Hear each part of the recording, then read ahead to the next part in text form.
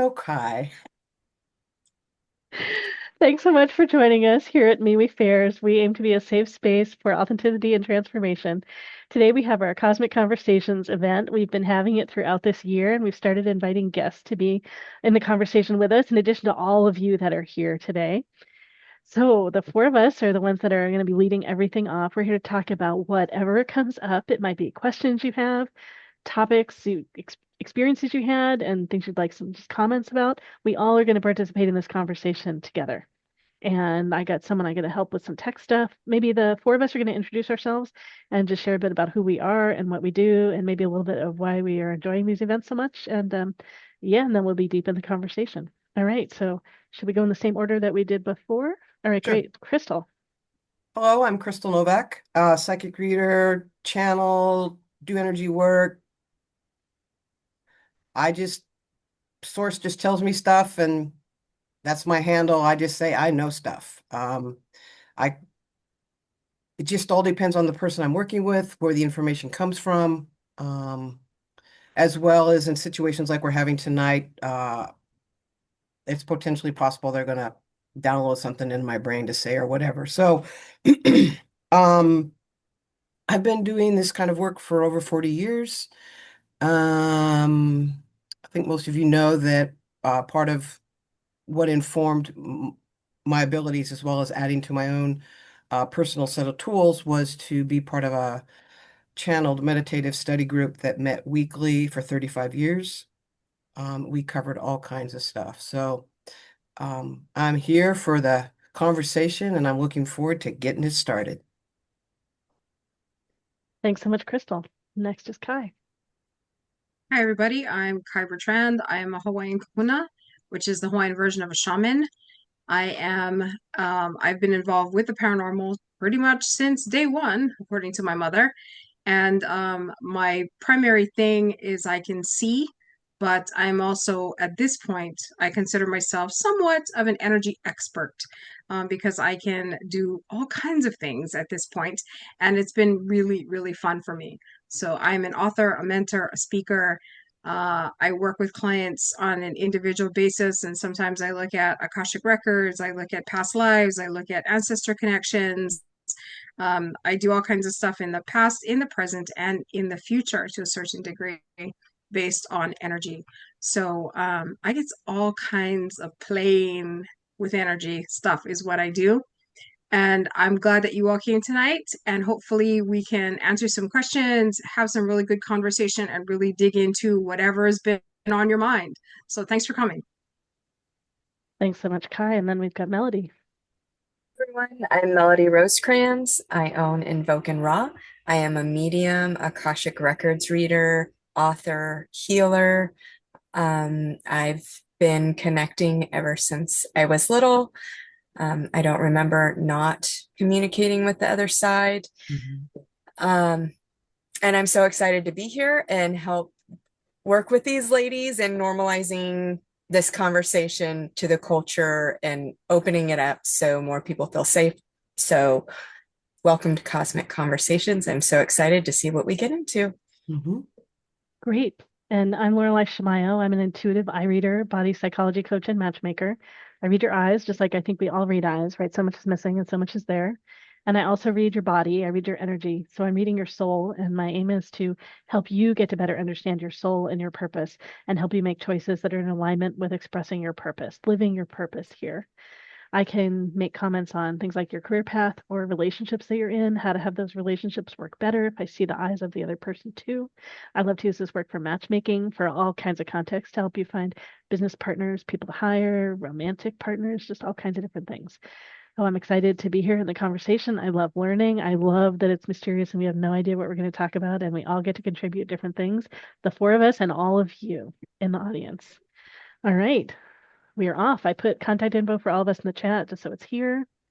And we do have three personal questions in line today so far. So we are going to pay attention to make sure we fit that in. We're here for a couple of hours.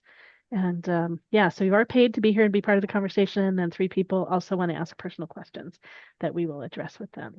Right. And I can say too, there's one topic that we talked about when we did our longer Facebook Live a few days ago, there's one topic that we talked about discussing tonight because there's just something that's interesting that Melody knows about that Kai was particularly interested in discussing. So we are probably going to talk about that today.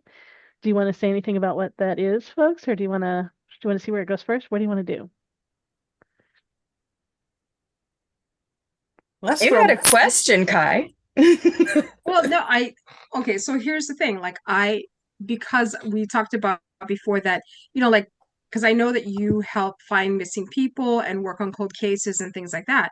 When, when somebody's asked me on several occasions, like, can you help me find this person, or can you tell me more about whether they're dead or alive or whatever? The most I can do at this point is just say if they're dead or alive, but I can't get any other details or any other descriptives or anything like that. So what I'm curious about is like, what is your process like? And the reason why I'm asking is because I can follow energy. Like once I kind of understand what your process is, I can get the energy vibration of that and I can actually follow it. So that's what I'm interested in. Hey, I'm so excited to share. Okay. So when I get somebody or when I'm approached to find somebody, I just need a name, a location that they were last seen, and the date. And I use the sun. The sun is some sort of special talisman or trigger for me. And I look into it. When I look into the sun, now mind you, I can't do this every time of day, but in the mornings and the evenings, except for at noon, I can look straight into the sun and it's like a disc comes over it. It really looks like to me like a disc, like somebody looking at a what's it called? An eclipse comes over the sun, and then I just keep staring at it and it goes into a portal. And I'm just thinking and saying that name and the date the whole time, the whole time. If the sun is bright, past morning hours like noon, I just close my eyes and I have to feel it right here, like on the third eye. I have to feel it intensely. And I focus once again on the name and the date and the location until a tube comes up. And then I follow in the tube, and the tube is different with everybody. Everybody, it looks different. Sometimes it goes back, sometimes it goes forward. And I know that tells me a lot about the timeline. And then I get dropped in. And when I say I get dropped in general, it's like I'm looking through that person's eyes. If they've deceased, I'm looking through that person's eyes at that time, like on the one case we talked about offline a little bit. And I start feeling and seeing everything they saw until transition or ceasing to exist in the body occurs. And then it's like I'm pulled out and I'm seeing what happened with the body. Full disclosure, intense situations when people have gone through a lot. Yeah. It screws me up for a while. It does. It can last a couple months in my body that like PTSD, that I'm still feeling and remembering these things, or that the spirit is like really, really attached to me. I don't know if I have figured out how to completely wash myself clean of going into, I call it Ride the Ray episode. And I have some friends that worry about me a lot because they've seen my body react, because my body is feeling literally everything that person did. But I have to be honest, I don't know how much of human Melody wants to shut it off, because I'm so intent on wanting to get it right, and wanting to get as much as I can. Maybe sometimes I push too hard, but I also give myself space before I go in and do another one. And I will tell myself, no, I need a minute to clear and process all that trauma, because it's like experiencing the trauma yourself. Can you, Okay. I'm sorry, go ahead, Kai. No, I think that's interesting because I actually like followed that energy like up until, and then it was weird because like something opened and I actually started getting information. Like what I got was like December 16th, 1985, there was a 12-year-old girl, she was blonde, and she was walking like along this path like she was going home. Like I see a bunch of trees. It's like this empty road, and her house is like not that far from where she was, but a blue car picked her up, and that's what I got. Very good. Very good. Very, very, very good. Is that the case that you talked about before, or is that's just a new It's one that you're both tuning into? it's related. It's very Okay. much so related. Very much so related. The woman's just older, but the woods, the car, everything, and I'm getting chills now, is very much in sync. Okay. And I Okay. Yeah, just- because that's part of my problem is like But there's no she way for me to has- balance. No, you're doing good. She had a 12-year-old girl, but Okay. it's the mother that was Okay.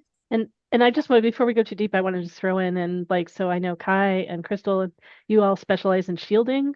And so Melody, I know you must do some, but then I wonder if there's some other way that you can do some better shielding and still be a sensitive Melody to pick up what you need to pick up. Oh yeah, Yeah. I have like as soon as she started talking about it, like I had this thing in my head that I could give her a suggestion on how to do it. So and then shielding my daughter. That's what Yeah. we really got to work. Yeah. That's the Yeah. weirdest connection that I still can't, even though, we're separated and it's just my thing in different room. It's still really strange and just beautiful and incredible to me that she's picking up the same stuff like you just did, Kai. I mean, you started tuning in and picking up things, but for my child in another room, I mean, this world is still beyond me and so incredible. We still barely know anything, barely scratched the surface of what superhuman beings we are. Anyway, So, Crystal. yeah, not to do this here on this event, but offline, there's definitely some energy damage that needs to be addressed for you. Which is taking a toll on your system, and that's why it's harder for you to get rid of this stuff, because there's certain stuff in play that needs to be addressed. Yeah, so we can talk offline, and Yeah.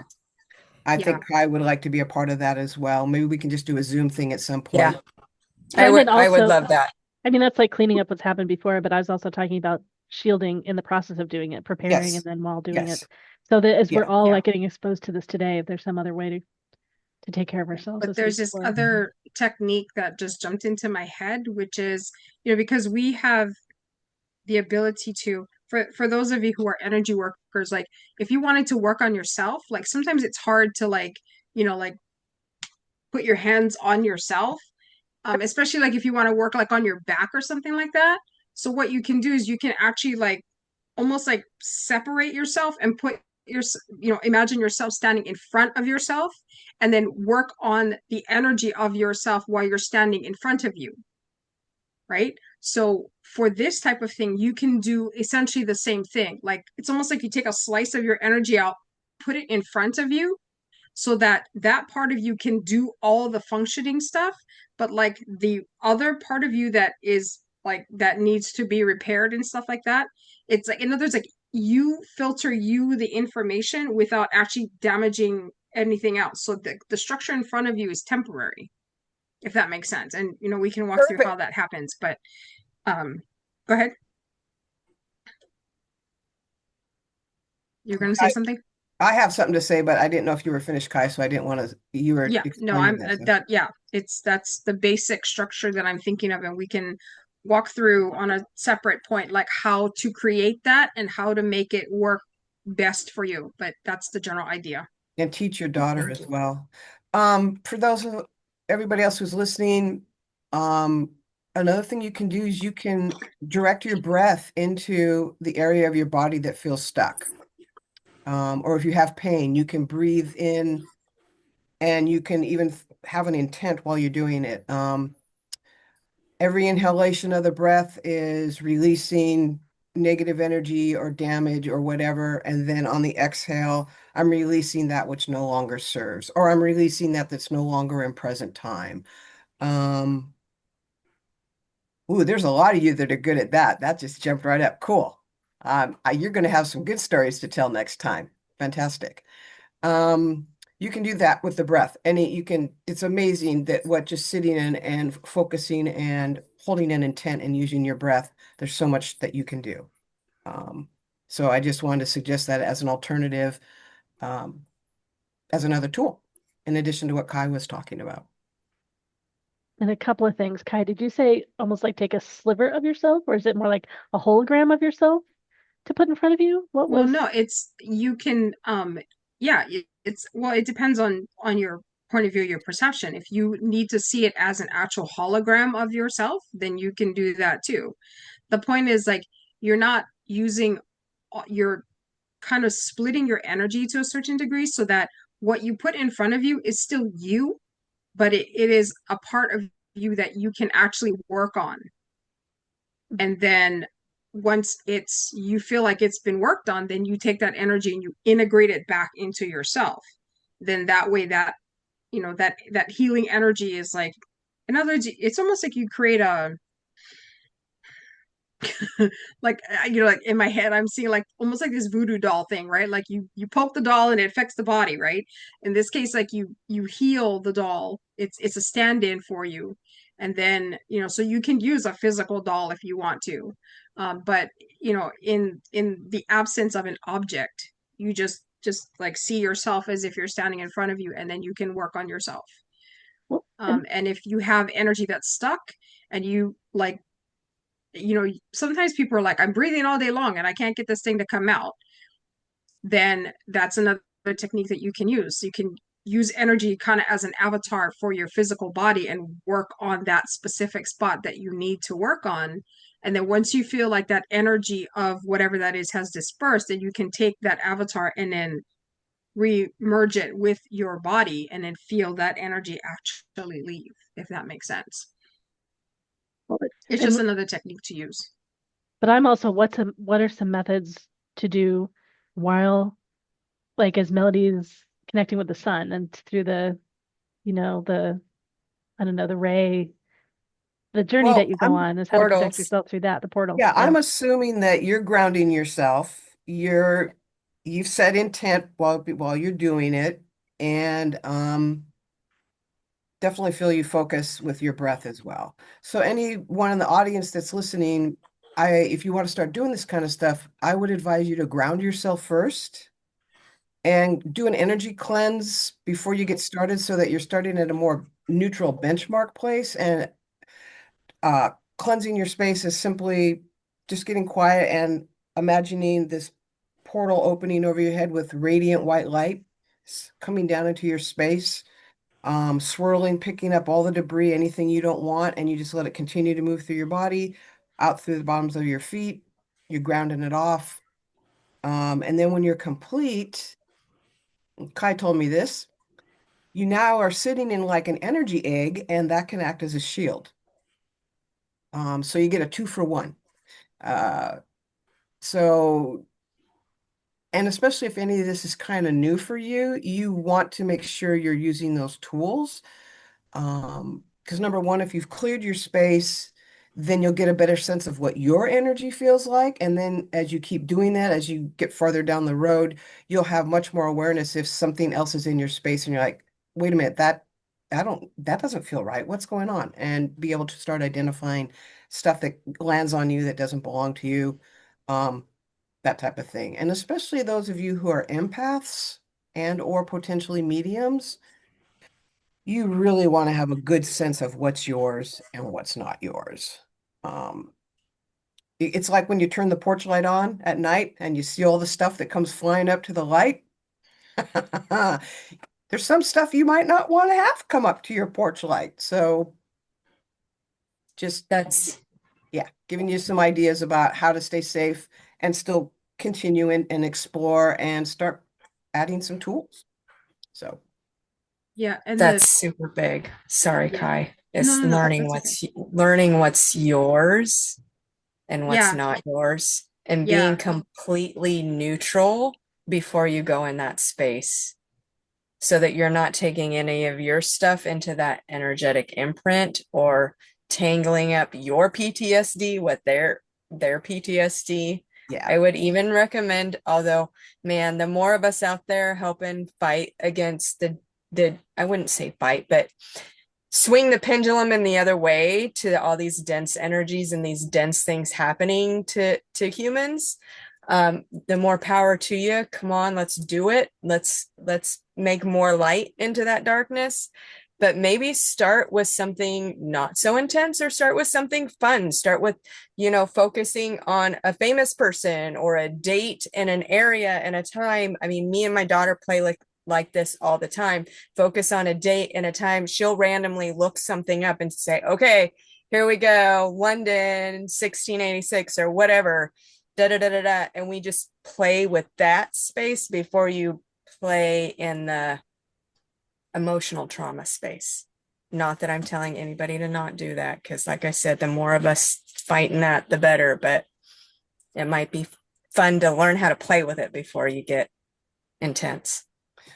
Because energy is indiscriminate. It activates whatever it comes into contact with. If you think about like an electric outlet in your wall, it doesn't care if you plug in a blender, a hair dryer, or a paper clip. It's going to activate whatever comes contact with. So when you consciously form an intent to do something, then your consciousness is literally directing that energy and giving it a job, what you want it to do. And again, the more you practice, the better you'll get at it. And if it doesn't, you're going to hear stuff here that you're like, okay, that sounds cool. And then it's like, well, that tool kind of doesn't work for me. And that's okay. It might not. Not one size fits all with this stuff. That's why we, number one, are pleased that you come so we can talk about all this stuff. But also, if you've had experiences and you want to share, like, well, this thing happened to me and I'm not sure what it was, and what do you guys think that was? Or I'm trying to do XYZ and it kind of is landing a little sideways. Um, it's like, we can be like your spotters at the gym, your metaphysical spotters. Um, so but to me, the main thing is to start on a solid foundation, which is to be grounded and cleared and cleansed, have that energy shield around you so that it's like wearing safety gear if you're on the job, right? You don't go walk into a place where there's tons of sawdust and not wear a dust mask or um, eye Falling protection. objects and a no hard hat. Yes. Yeah, yeah, you don't want to. So, um, and then the more you practice them, then they become second nature. And you've built that in, and it just now it's there all the time, and you can just click it on when you want to click it on. Um, So so there are a few questions in the chat, and there's also a comment. Like I kind of asked a question of everybody. So I just want to be clear for everybody that we are recording. We're going to put this on YouTube. So you're welcome to participate in the conversation however you want to. You're welcome to come up on stage for some things. You're welcome to unmute and talk about things in your chair. If you don't want your voice even on the recording, you can write things in the chat. We just need to know so that we don't call you by name and that we speak the things that you write. So you just have to let us know like how you're comfortable participating in things. So for example, T had some questions in the chat. So they're basically some how-to questions and about putting like the slice in front of themselves, or like do they like what you gave some examples, Melody, of like you come up with experiments with your daughter, practicing things, simpler, easier things, and where there's not as likely to be as many balls to juggle, essentially. But then I think also doing it with someone else that knows how to do this, that's always helpful. That's part of why I'm talking about this all together, right? And hearing about each other's experiences. Is there anything else you all want to say about any tips of how to do this? Like, are there some steps in between to practice before being able to like see a slice in front? I don't know. I think it just takes practice. I mean, honestly, because part of it is if you have the ability to feel energy at all, you should be able to, well, hopefully you can understand like different frequencies of energy. And okay, so here's the thing. Like I say that because if someone, to use an avatar of yourself, if you can tell what your energy is, and we talked just a little bit ago about what's yours, what's not yours. What's yours is I call it your energy signature. Once you know what your signature is, then you know what's not yours, right?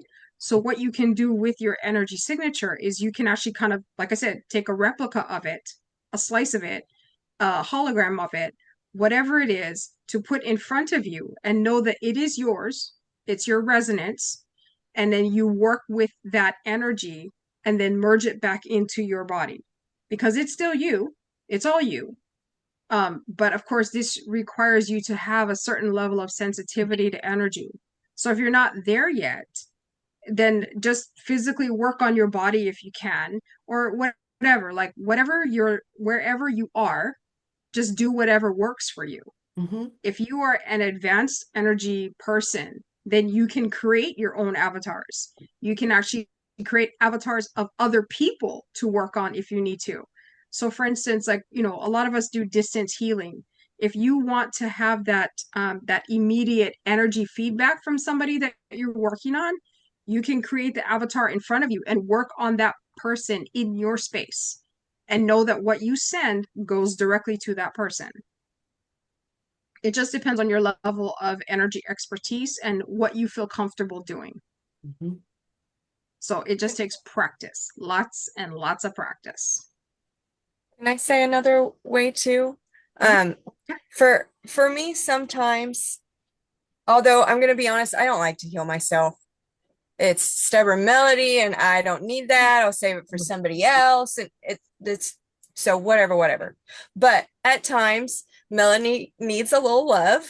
There's nobody around but the kid, and I need to work on myself. And so for me, I get into this space where I can almost disassociate and love myself and see the human, this shell, as like a child, and it's like I'm going to parent it and love it. And so I kind of like feel myself peel out, and it's almost like having a split personality kind of, and you peel out and be the adult, be the soul self, your higher self, and just think of yourself as a baby, as a child, as, oh, I love her, she's doing such a good job, let me send some healing down on her.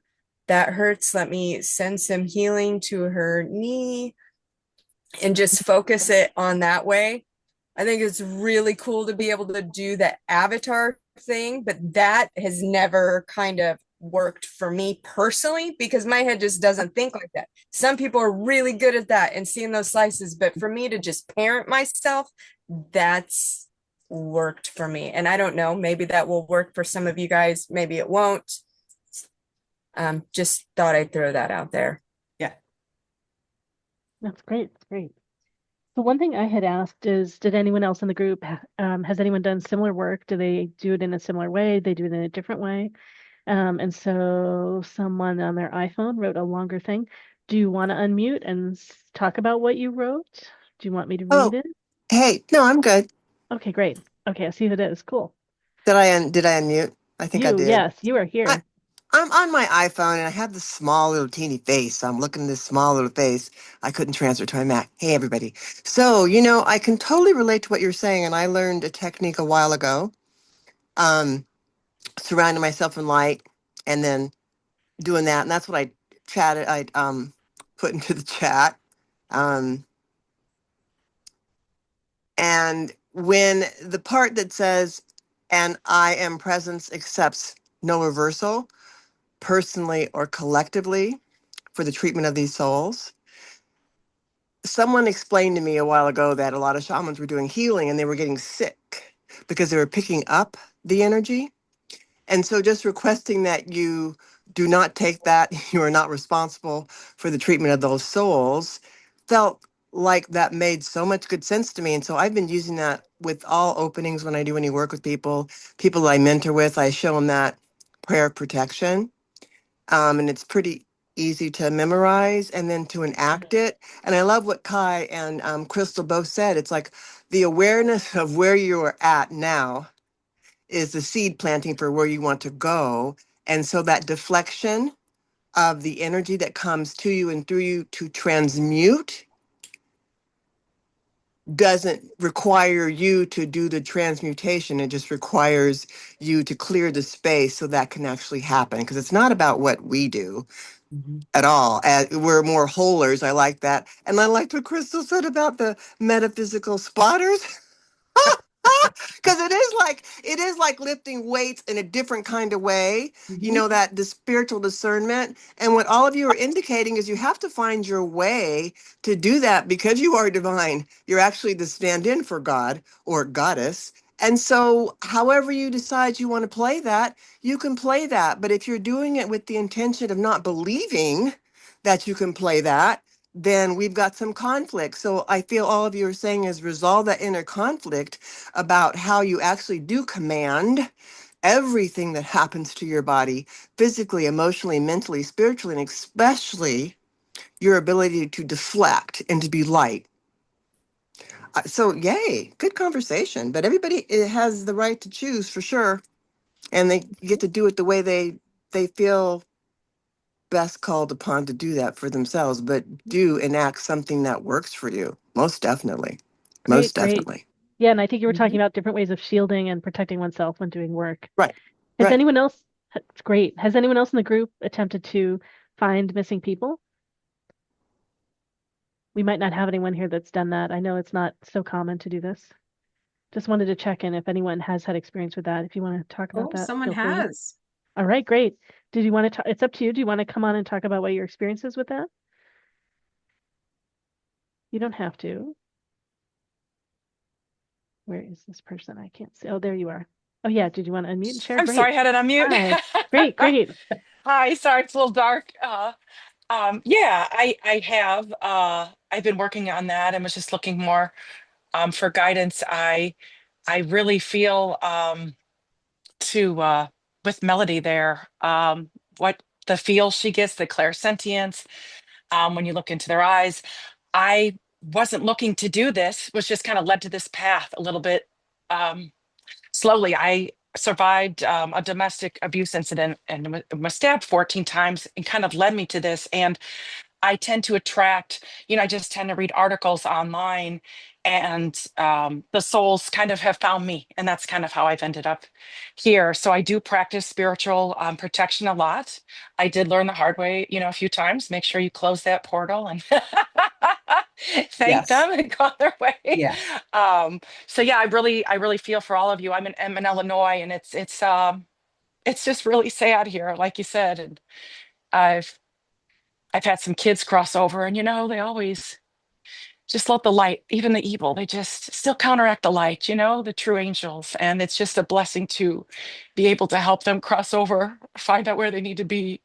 Or a domestic abuse victim, I do energy healings and I found them hiding in people's throat chakras or higher heart Mhm. areas, and they mean no harm, but they find a safe place.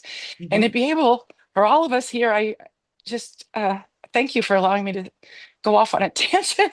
Um, I just we're all in the right place, but it's just nice to just a blessing to, as light workers, just unknowingly either crossing them over or just being a mediums in that way and be able to see it more and cross over.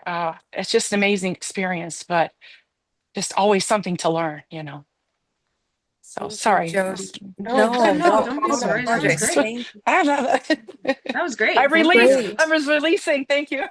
Yeah, no, you were, and that's Yeah. perfectly and I'm glad that you did that because the one of the things that I first got in my head was that there's a lot of stuff that you have not let go of, not Mhm. just of the people that you've helped, but your own stuff as well. And so a lot of it is what drives you, but at the same time, that's the stuff that will cause you to burn out if you're not Okay. careful. Okay. Thank you So for that. work through your stuff. I'm hearing like you are doing phenomenal work. Like this is like one of the things that you are supposed to do in this life. That's what I'm hearing. Yes. Thank you. I But have you have nobody to to take, talk to in the human realm. I just don't have the support. The only support is my guides, the angels, and in galactics. And so I'm just thankful to have met to now meet all of you. So yeah, and your no, advice. consider us your little support group here Thank you. because Yeah. what you're doing is really important Mhm. and you're going to do great things, but you really need to take care of yourself because I feel like Okay. your energy is getting drained from Hmm. what you're doing. And it's important for you to continue that you're going to have to take care of yourself in a much greater fashion. because what's waiting for you in terms of abilities and in terms of what they're going to ask you to do is much more than what you can handle right now because of what you're still holding on to. There's a Yes. lot of pain that you're still carrying Mhm. that is no longer, it's not necessary for you to carry it. And some of it's not even yours. Correct. Thank you. But wait, there's more. Um, they, you've been turning this away. There is the most amazing blessing sitting there for you, and you are not letting yourself have it. And it's profoundly compassionate. It's unconditional love.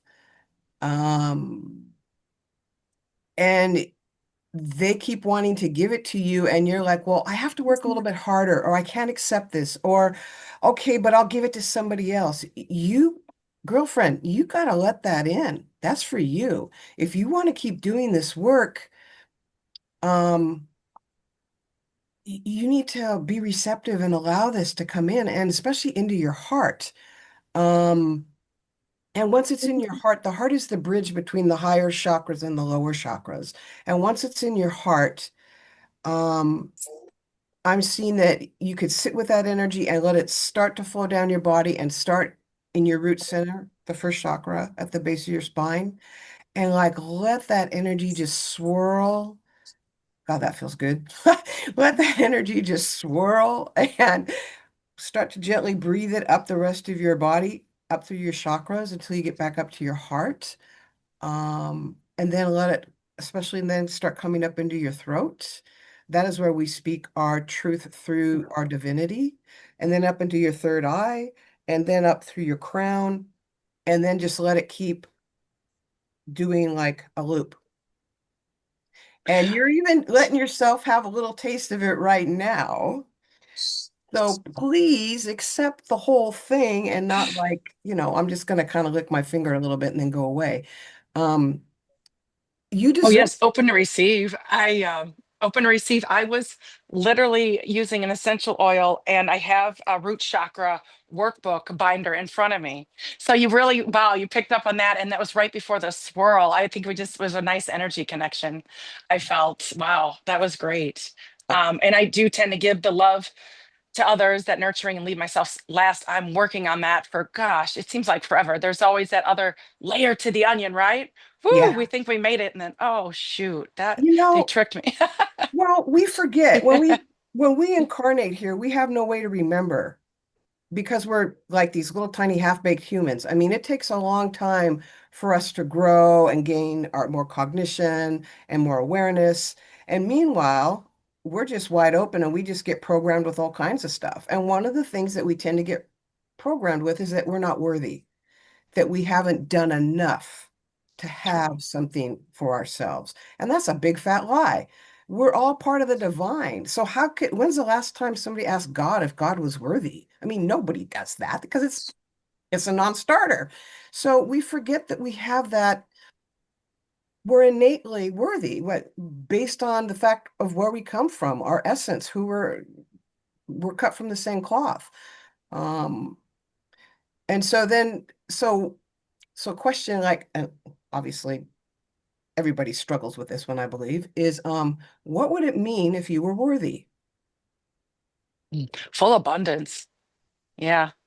Yeah, Health, love, just all of the nice balance. And I yeah. need to ask for wealth. They tell me I don't ask for money. I need to start asking for money. So today, okay, I'm open to receive to all of it, all of the abundance for, all of the light, for all of the hard work we've all Yeah. done. So And the Yes. other thing to think about, Jody, is because you work with the high heart chakra, is don't like pull that energy into your high heart as well. I mean, most people oh, don't work with that chakra very much, but because you Mm. mentioned it, it's something that's important to you and that's Oh, integrated to your process. Make sure you pull that energy into that chakra as well. oh, thank you. I didn't do that. Jody, I just wanted to say, I identify with you a lot and why we're doing what we're doing. Um, a lot. But I understand, and I just want to say how it's a lot of times, especially coming from the background, that love that our friends our guides give us can be the only safe place sometimes when dealing with all the humans. And I understand that so much. Soak it up and call them in until you can start working on, if it feels right to you, telling yourself, I love you to death until, and I mean, not I love you to death, but I love you nonstop. You know, There you go. until your subconscious gets it and believes it, and you can, like I was explaining, that parenting thing that I still do with myself until I can get over that worth thing, because it's something we have to work on, but we incurred these wounds and this trauma so we can identify and feel it in our body. You know, when you feel from that spirit what a knife feels like instantly, you know what a blow to here to there feels like in your body, or a gunshot, because I know I do, because I've felt it, I've experienced it. So when I feel this thing all of a sudden, I'm like, I know what that is. I know what that is. And now I'm so thankful for the trauma, even though I don't want anybody to ever have that trauma, but it was this lesson to prepare me to pull out my sword and go fight this fight, and you as well. Try taking baths afterwards. It just came Water up last is night for me. Yeah, I'm missing my water. Yeah.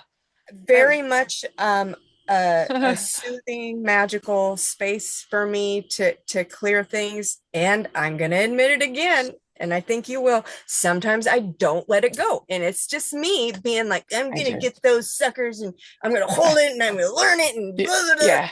Come Oh, on, yeah. Melody, let it go. You did enough. You did Yeah. enough. I'm always just so attached and I try to, disconnect and this, but it's like, I just don't get it right. And then there's that perfectionist programming we're trying to remove and, just all of it and the judgment and things. So Well, but thank you all so much. I think it's also just like a female thing. Like we're kind of programmed to take on all this stuff True. and it becomes our responsibility. Yeah. And at some point we have to recognize, you know what? I've done it. It's done. I've done enough. What I have achieved is finished. I don't need to do any more. I don't need to give anymore. And so Yeah. you need to get to that point, like everything that you work on, like when I'm done and be done. Okay. And the work you Makes do sense. on your root center is very vital. The root chakras is the attachment to the physical plane. So it's also about the physical body, this 3D reality. It's where we intersect here on this plane. And it also deals with abundance and prosperity and body health and feeling safe in our bodies. And I'm glad you're working on that, because there's a lot of stuff still jammed up in there that Mhm. needs to be cleared and released and let go. Um, Yeah, safety is a big thing. yeah. Yeah, as I healed, I had brought up unblocked memory. So then the last few years were dealing with that stuff, and then I found strong ties to Atlantis, and I can see it in you and some of you, the like Atlantis ties or Starseed. I'm not sure if anybody's into that, but I work on the past lives and the present, and it's like, wow, sometimes it just gets, like you said, draining. I need to just really make sure I release and cut cords more often. And then with the body of water and the baths, great advice. No, Yeah, this is Thank great. you. Well, I'm glad you found our community. We have lots of different events, so lots of ways to connect with us and lots of ways to find more colleagues. And Yeah. And thank I you so think the much for comment, sharing. sorry, Yeah. the comment in the, said that it's not a thinking process, more so a heart allow process. It's like, that's correct. Because I think a lot of things, it's like we want to think it through all the time. And really it's more like just let it happen. Mhm. And Yeah. we've got I another found question. as I healed, the heart chakra expanded more. Is that seem to be the case just Oh yeah. across the board? Okay, Yep. Mhm. makes sense. Yeah. Great. Okay. And you can breathe your heart center. You can breathe your chakras. In fact, we also have false beliefs stored in our chakras. I mean, there's a tremendous amount of work that can be done with the chakras. Um, so if you're in that place where you know how to do shadow work and how to look at that, you can do that with your centers. And a simple way to start is when you start breathing, like let's say the root center, breathe it come to, a place, and then you can ask, what can I, the conscious self, do to enrich or enhance your experience? And the center will usually have an answer for you. And then you can say, I would like you to support me in, and then you can ask something that is of importance to you in that time, how that center can support you moving forward. Oh, thank you. I feel a light language coming through, like a gratitude heart. Would that be okay if I just did a share with a message to all of you? Really It's brief? from the Yeah, sure. angels. I feel Mother Mary, really strongly compassion. She's just popped up while you were talking, Carol, with roses. Let's see. Sna shiata ka pano inesiatina, ona shiati ashana kopono. Ona siano, ona siatena siata moshiano kopono. Onasiata, onasiama una ina, ona ina e ana ina shina e, shatomo, ashatisha, sha.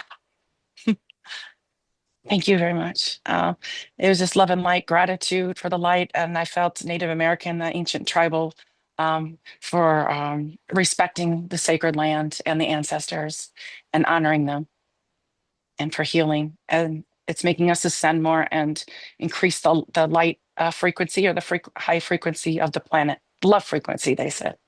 So that's what I got. But thank you very much. Thank you. Great. Thank Wow, you. I didn't expect that. They get me sometimes.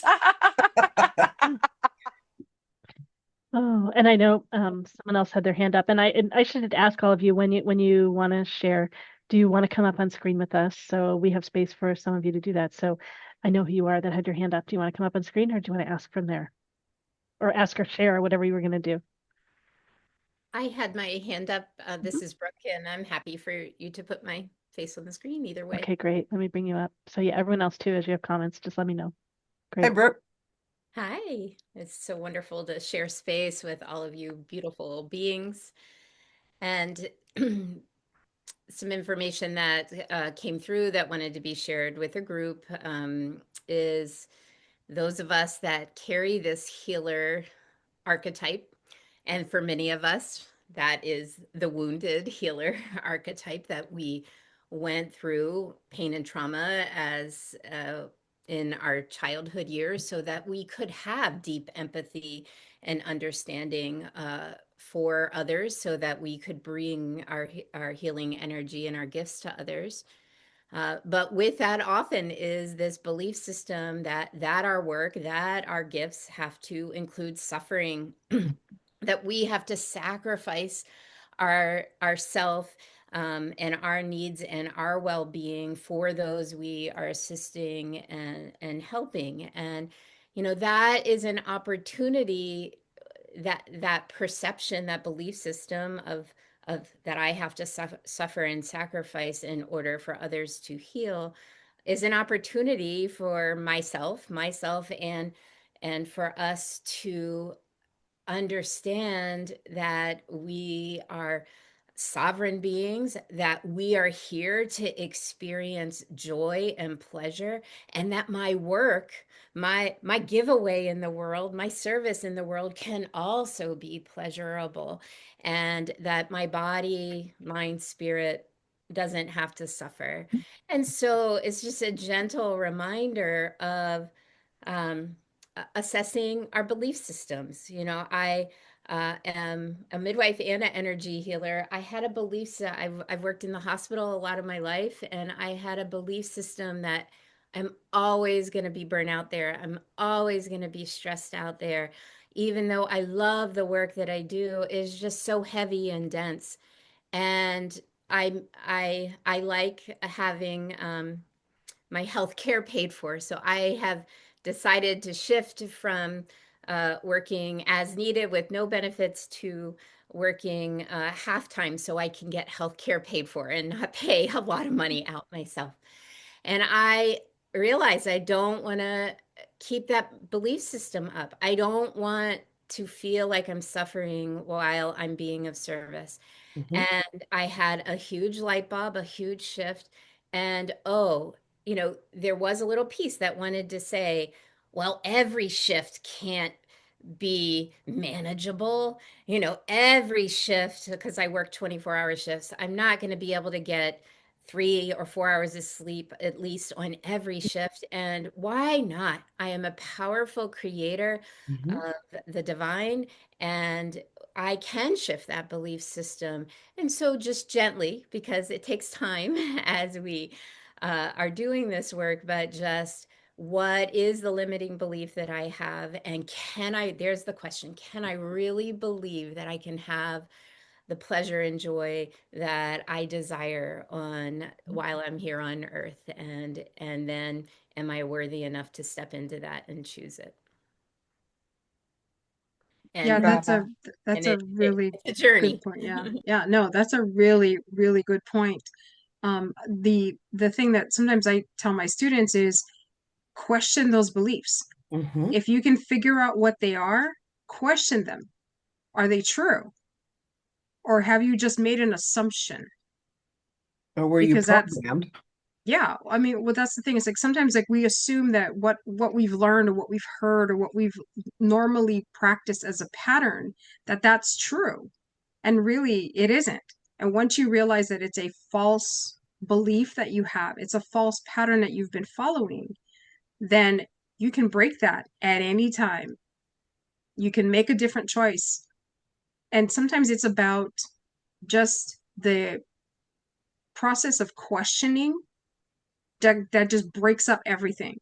Like sometimes you don't even realize that you have other choices, but the fact that you're willing to question something that you believed Mhm. can change everything for you. Yeah. The recognition by those old belief systems, I was creating, I was creating that for myself. Mhm. Yeah. And it's been about 2 months since I've shifted that belief system. And every shift I have worked, I have been able to sleep 3 or 4 hours. It's quite remarkable. It's a very busy practice.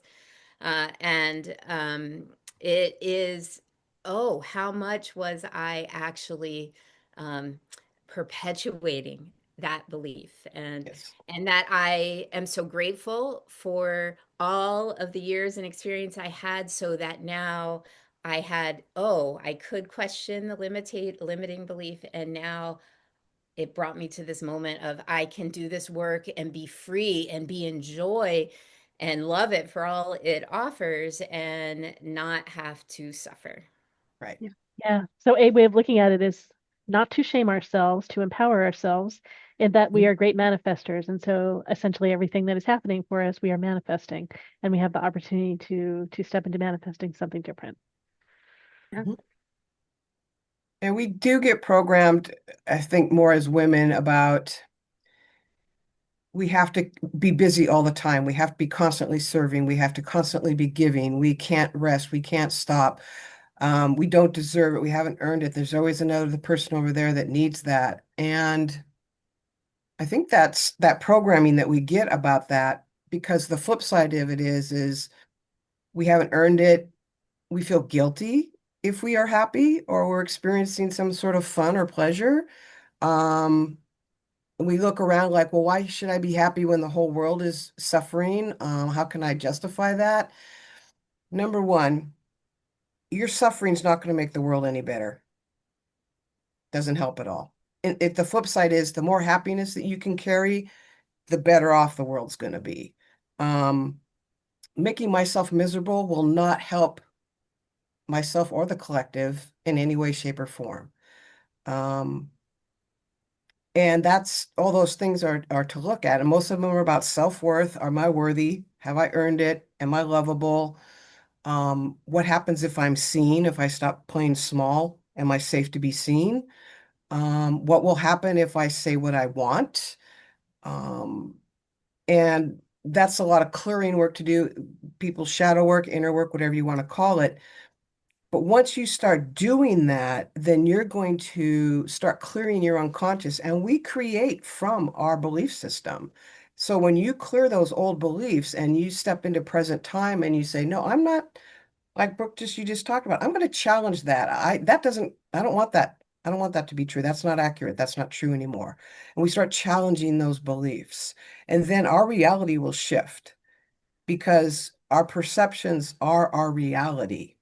There's all these filters that we carry in front of ourselves, and everything that we experience comes through those filters. And if your filter is set on I'm not worthy, something gorgeous shows up and it can't get past that filter. You will not let it come in because you don't think you're worthy, which is a pile of poo. But that's part of what the work is to identify these things. And that's why I asked that question a little bit ago with I know who you were, now I spaced it out. Jody, I think, about what would it mean if I was worthy? So that's a great way to like back into a false belief. Yeah, and for those of us that have done lots of work, there are lots of them we've shifted. And then Brooke, I think you're bringing up like examples of the subtle Yeah. ones that still like might be lurking. Yeah, Yeah. great. Or when Mm. somebody tries to give you something, how well do you receive? I think that's one of the biggest ones for us is we don't receive. We don't let that stuff come in. We don't let good stuff come in. We don't ask for help. We just don't think we're worth it, or somebody's going to find out something about us and they're going to change their minds and think we're god awful or whatever. Um, and we are unlimited potential, limited only by our perceptions.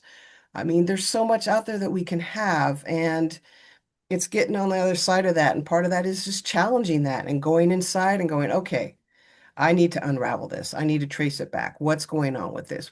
This is running my life. And when you start to make those changes, your reality will change as well. That's one of the laws of the universe, the way energy works. Great. Change your perception, change your reality. I'm gonna And say, you can Brooke, do this in subtle ways. It doesn't Mhm. have to be like this big, huge thing. Sometimes people think it has to be like this big, huge thing, and I'm gonna quit my job. I'm gonna divorce my husband. It doesn't have to be this big thing. It can be, instead of having eggs for breakfast, I will have oatmeal. It can be something simple like that. Or, it's just like, or, maybe for lunch, I will take a walk instead of sitting at my desk to eat my lunch. It can be little changes that Mhm. can, build into greater things. So don't make it seem like it's this big, huge thing that you have to embark upon. It, Right. it really isn't. It really isn't. It doesn't have to be. And it's an unfolding.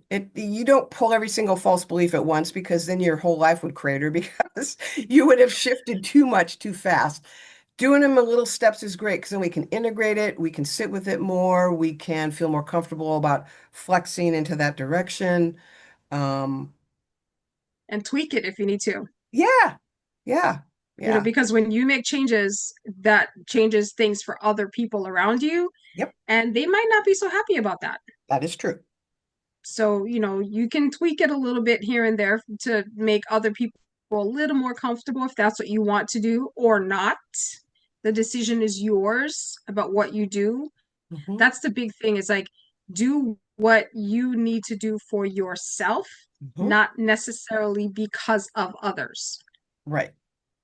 Like I told a client that I spoke to today, I said, when you follow the thing that speaks to you, that is part of what is on your heart to do, once you start to move forward, there are people who, number one, they're going to try to hold you back, or Mhm, number two, they're going to kind of like slow you down a bit, mhm. or number three, they're going to keep up. You just continue to do whatever you do, and they're going to do whatever they do. And, so the people who will keep up with you, those are the ones that are going to stay with you forever. The ones that can't keep up eventually fall away. Yeah, That's just how it works. or yeah. we hold ourselves back if we don't let them fall away. Exactly. Yeah. Grow together or grow Right. apart. And it's okay either way. Yeah. Right. It's your lifetime. It's this journey. It's this path we're walking. We don't get perfect in one day. It's a process. And But you can't give what you don't have, and you can't take someone where you haven't been. Um, no. so when you're not Well, letting yourself have anything, then you've got an empty cup, and you're not showing up with the best stuff. You need to be first in line for that cup. Whatever well, overflows, you can give it away, but that cup's for you. Brooke, I just wanted to check in and see if there's anything else you wanted to say about what we've been talking about. Okay, great. You're getting a lot of support in the chat too. Okay, great. It's good to see you. All right, great. Well, I know three people wanted to ask personal questions or wanted to get some personal support tonight, so I want to make sure we have time for that. And so those of you that did, you have the choice again about doing it anonymously, doing it from your seat now, and coming up on stage with us. You know, if you've done that, your initials are R, T, and V. So who's ready and who wants to? And I can write in the chat too. I'm just trying to keep it off the recording. So it's Yeah, it's like let's get those questions so that we can yeah. So I just make put sure we the get them answered. just put your initials in the chat so you can see. Some of you might be on phones and you can see the chat still too. I think you're all here. And it may be that you just wanted to give us a little bit more money to support us and what we're doing. That's fine too. We just want to know. We want to honor what you're wanting tonight. Let's get the questions answered before we start talking about something else and we forget. I know. I want to make sure we don't run out of Yeah. time. That is you. Yes. Do you want to come up on stage? Or do you want to ask from your chair? I think here, let me, all right. Oh, you're muted. Let's get you unmuted. Whoops. We just hit it at the same time.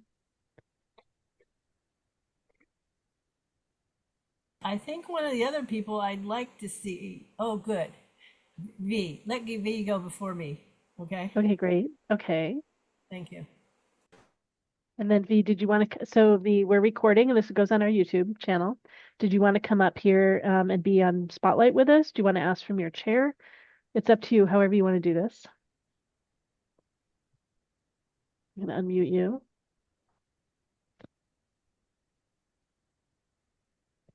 Not, let's get it unmuted so we can, oh, there we go. Okay. All right. Can you hear you want- me? Yeah, do you want to come up on Spotlight or do you want to ask from your chair or talk about whatever you want to talk about from your chair? It's up to you. Can I do it like this? Yeah, that's great. Go ahead. Okay. So I'm looking for my kitty.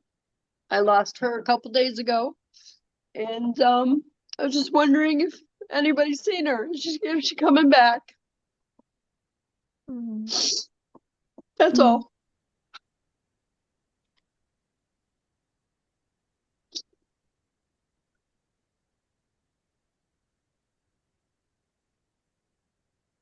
Her name is Spooky, Thank you.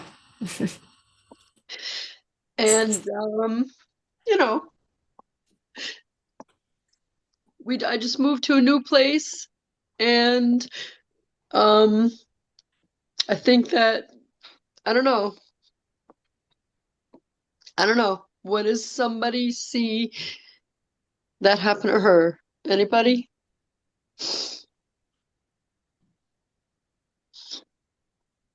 Yeah, thanks for your question and your patience while everyone's checking in.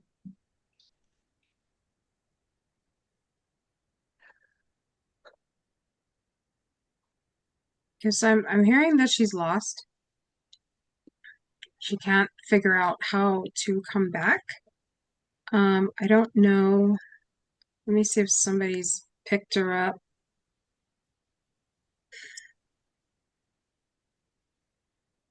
Where?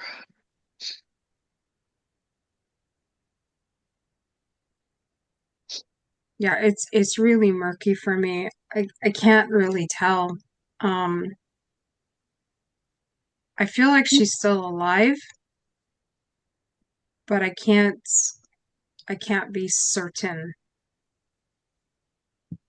It's like there's this energy that's kind of in front of it, and I'm not sure what that means.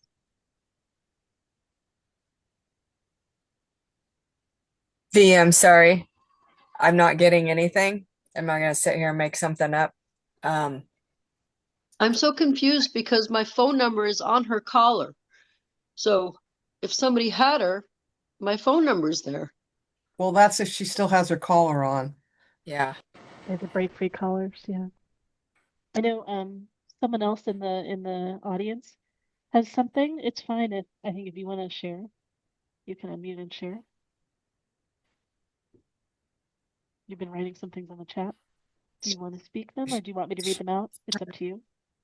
Oh, sure. I got a yes that she just got lost and is exploring. And I thought that I saw that maybe she found a little bit of food, or is there a barn area or anything, or a shed area? I got maybe post in some groups if you haven't already, and get your items with your scent out, because she needs to find that scent. I know there might be some rescuers that can help you or assist you with finding a cat trap, maybe somebody locally that's good with setting the items out. I have dogs, but I know of this being done in my area.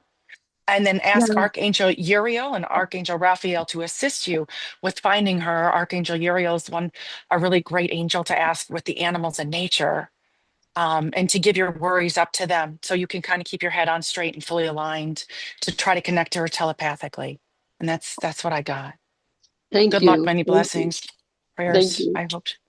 Yeah, I think that's a good suggestion. Is like I feel like like because of like all the emotion that you have, it's like it might be like blocking her ability to like connect with you energetically. So, I mean, obviously this is very upsetting for you, and I'm not saying don't be upset, but what I'm saying is like take a few minutes to like concentrate and just be like, I'm here, come home. And Well, then I think that will help a little bit. yeah, there's a lot of cats around here. There's a lot of dogs. It's a new spot. There's so much in the way. Feels to me But- like she's in like an enclosed space, not like in a box or anything, but like, so she's kind of sheltered herself. And when you first talked about her, I heard her purring. Um, but I also think animals are different about how they approach transitioning.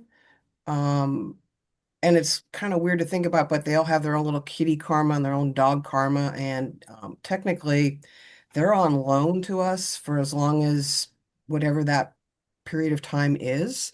So feel like she's not hurt, but she's contemplating. Do I want to go forward, or do I want to, maybe transition and come back around another way to hook back up with you? My understanding is actually many animals that we've had in our lives follow us and can come back around into our lives again. I wish I could give you a more definitive answer, but like I was saying, it's just kind of, I can't just quite get there. But that's what I got. So Thank you. yeah. Yeah, RM in the And audience she, that's Hmm. similar things about putting some objects yeah. outside, and that's what I Mhm. wanted to share. Sorry, go ahead. Because she would pick you again for a cat mom. I'm not hearing that it's that you're not bad mom or that she doesn't like being with you. No, she'd pick you again. Um, so you're getting gold stars for that. Would she travel Barney, back? Oh, sorry. I was just gonna ask, would she travel back to your other place? Any chance? I maybe wasn't How many miles apart So are you, hon? less, maybe a mile or less, not very yeah, that's far. not Okay, far. Mhm. I would be checking that out as well. That came through but pretty Thank you. strongly while someone was speaking, while Carol was talking. So maybe try that. Okay. Lorelai, this Yeah, is Connie. yeah. And I don't know, this is the first time I've done this, so I'm not sure exactly how it works or if I have the right to speak. Yeah, go But ahead. I'm getting pretty strongly that she can't come to you because she's trapped somewhere, like in a garage or in somebody's shed, something. She's trapped inside, just like someone said, that she's in an enclosure. Um, and um, and then somebody also said they heard her purring. And so I'm feeling getting the message that if you walk around your neighborhood and calling her name, she's not going to be able to come to you. So don't watch for her, but listen very carefully because she'll meow for you. Mhm. So walk around your neighborhood and calling her name over and over and listen very carefully because my feeling is she's trapped somewhere and can't get to you. Mm. And it's Thank you. time, yeah, so go back to where you were, get to know your neighbors. So go knock on doors. And then I just put nextdoor.com in the chat. So I don't know if there is that by you, but that's a local network, in all different Right. kinds of neighborhoods, right? So post to let people know. I Right? If have. someone's I have. Yeah, so look for structures where she might be, etc. Yeah. So talk to your neighbor. Oh boy, there's barns everywhere. Well, yeah. Okay. Yeah. Thank you, ladies. Thank you, thank you, thank you. You're welcome. Okay. Yeah, someone or Jody said, yeah, she saw a barn or shed. Yeah. There's lots of them. But so other people in the Okay. other people in the audience too are picking up these things. Thank you. Yeah, you're welcome. All right. All right. Yeah, I walked around and called her name. Okay. Thank you. I'll go from there. I And that's appreciate it. All right, we have VL and TB also that or not VL, you just asked. No, yeah, you just asked. So RP and TB. TB, did you want to go now? Great. Okay, you unmuted. Did you want to No, come up I'm a on here? Or little do you want to ignorant. ask from there? Talk about it from there. Well, I'm fine where I am this time. Okay. I- Yeah. But I'm a little emotional because they're close to me and I know the backstory. So I'm losing what I came for. Yeah. I don't know why I always cry when I get emotional, but I do. Sorry. Say Okay, it's my feel big. Leo moon. I don't know. But Yeah. I was feeling stuck. Because no matter what I tried to do, I couldn't get done what I felt I needed to do for like 3 weeks or a month. But all of a sudden that changed and everything came together yesterday and today. So I don't have that same question. But naturally, as like the last time I joined you, you brought up a lot of things, and I realized there are a lot of things in the past that I'm still attached to because I purposely couldn't deal with them all at once, because it was 30 years worth. So, and it's a time when I think I need to be able to be present and to be able to do whatever it is I'm supposed to be doing here in these times that are hard for everybody. So I'm getting that I need to practice some of the things you already told me. And I probably need to get into Kai's books, her shadow work. So if you're getting any feeling you want to share with me, great. But I don't have a really particular question now, unless it was to ask, does anyone know if a person I used to know is dead or alive? Can I ask that? sure. Or should I do that somewhere else? No, ask. Okay, I'm going to write his name here because you're not going to know what I'm saying. But his name is Raymond Alake, Alike. And he disappeared like almost 2 years ago, and nobody's heard from him or his girlfriend at that time.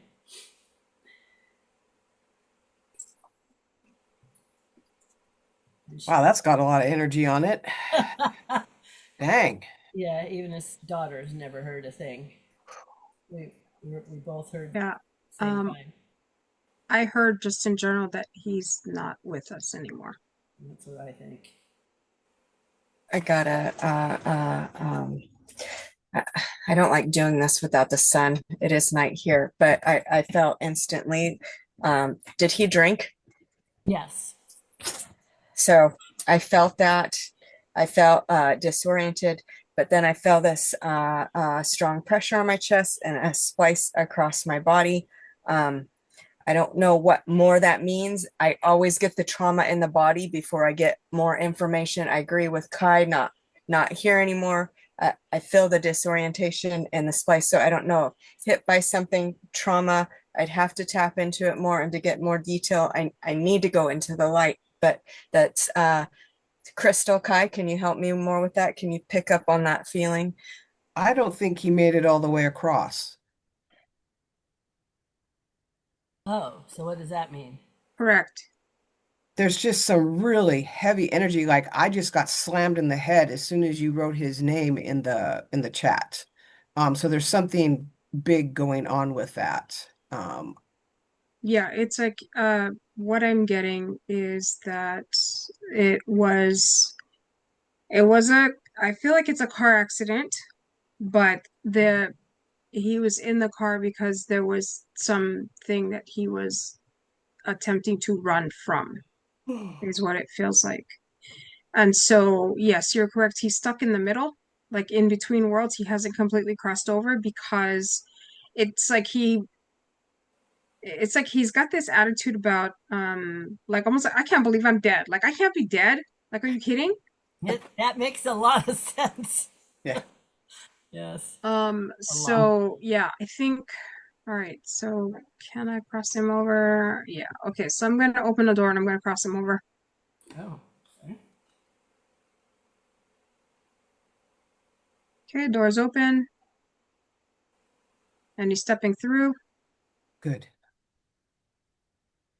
Okay, close the door. Yeah, because there's just all this energy that's swirling around. Mhm. So okay, I'm gonna I feel transmute that all like that. peel off of me. Yeah, she's doing that. Apparently his girlfriend went with him because no one's heard from her either. Yeah, there's more involved with that. I'm hearing she's still alive. Could be. We know, but none of us knew her. So okay, transmute she that lived- energy, send it to source. She had Yeah, ran- as soon as you said his girlfriend, I heard alive. So but she never contacted the daughter. yeah, either. but she knows something. It's like the situation feels suspicious to me. Well, she's a white woman that likes black guys, and he's an African who is never was very sensible about things. Let's put it that way. Plus his drinking.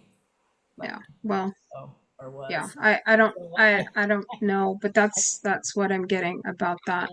All So right. he's transitioned over. The energy has been cleared from him. Whether or not anybody will actually find the truth of what happens, that will come later. I don't know. Does Thank you. that energy part belong to that woman that's left? Yep. Yeah, it's nasty. Okay. Yep. Oh, Yeah, That's why I said part it's of what- suspicious. Yeah, that was part of the problem. Okay. yeah. Well, I was Yeah. surprised that that the daughter did not have the girlfriend's number after they had been together for several years. So Yeah, no, she I knew never met her, something. but I always thought it was something creepy. Yeah, it's suspicious. She's like in the wind about it. She doesn't. And she It's had, almost like drunk driving and hit a tree or something, and it killed him, but it didn't hurt her, but she left the scene, or there's just something that's that feels even better when I say that. I'm getting that she wasn't in the car. Okay, so But it was just him, and that it feels like it was some sort of setup, uh-huh. and she was part of it, Well, in either directly or indirectly. And so somebody went after him to hurt him, I think, and he got in the car and then he got into an accident, and that's how he actually died versus actually being murdered. So yeah, that's what it feels like to me. And of course, whatever. But that's just what I'm getting. I'm sorry to say that makes perfect sense to me. So I appreciate it. It's something. I can't really pass that on to his daughter, but I can. Yeah, no. I mean, this is just what we're getting in the moment. It's like, the official word has to come through, police officers and investigators and that kind of stuff. I mean, I think at some point the truth will come out, but it will take some pushing on the part of the family to really get the whole story. The family's not going to push because yeah, there's a lot of Then, stuff with the Yeah, then, wrote him off, said this is not unlike him, so yeah. to disappear. But the girlfriend had a ranch outside of Eldensburg, horses, and a whole big deal. So Yeah. That's why I figured it had to be somewhere disappeared for one reason or another. But his stupidity also would be involved in why it happened. So thank you. I'm sorry I brought that up. Well, that's okay. You're welcome. Thanks, Tabby. But it does help me because it pretty much confirms exactly what I would have come up with. So maybe I should just trust myself more. yeah. Although that's a pretty big one to start with. Well, oh. look at you like, oh, I'm just gonna sit here and swing my feet in the shallows. It's like, no, I'm wading right out in the deep end. Let's go for it. Well, that as my friend Hulda says, why do you always have to get the $1 million lesson? I prefer the penny versions. Because you live in large. Thank you. So I think I'm finished now. I really appreciate it. I just appreciate being able to be here with this energy, as I think some of me just clings like hell onto the mundane world and disappears into it. And so I guess I'm at a point where I'm trying to go beyond that so I can get back to where I should be. Because Well, I hear the voices, the people that, my guardian angel just seems to rescue me no matter what and lead me to the next stage of whatever I have to be doing. And it seems impossible, and then it happens. and But that's why I I would was wondering feel like, earlier for you how much you put yourself in community of other people that do this. Are you in a location where you can physically get connected with other people who practice? well, no, the nearest thing I know in which I had tried in the past was Unity and CSL, and I don't see that really What city are being you in? deep enough. What bigger city are you But near? I'm in Bellingham, so I'm not. Oh yeah, there is stuff. We're also looking at running a MeWe fair up there in Ferndale. So In there are Ferndale. practitioners. I just encourage you to, yeah, there are lots of practitioners in Bellingham. I'll go get you a Facebook group too, but that's why I think being in person with people, so just getting yourself surrounded by other practitioners and people that are really on the holding this and practicing this and working on themselves and doing healing for others, and it'll help you stay in the space more. So you have to choose, right? We all make choices about who we hang around and what the energy is that we hang around. And so for you, Right. consciously putting yourself in the space more. Well, the funny thing is, a lady recently moved in here who's from back east or something, and says that she deals with angels and that she's a psychic. And we keep trying to talk to each other, and it feels pretty good, but we haven't really made a connection. But she's right here, about 60 feet away. Great. So Great. we'll see.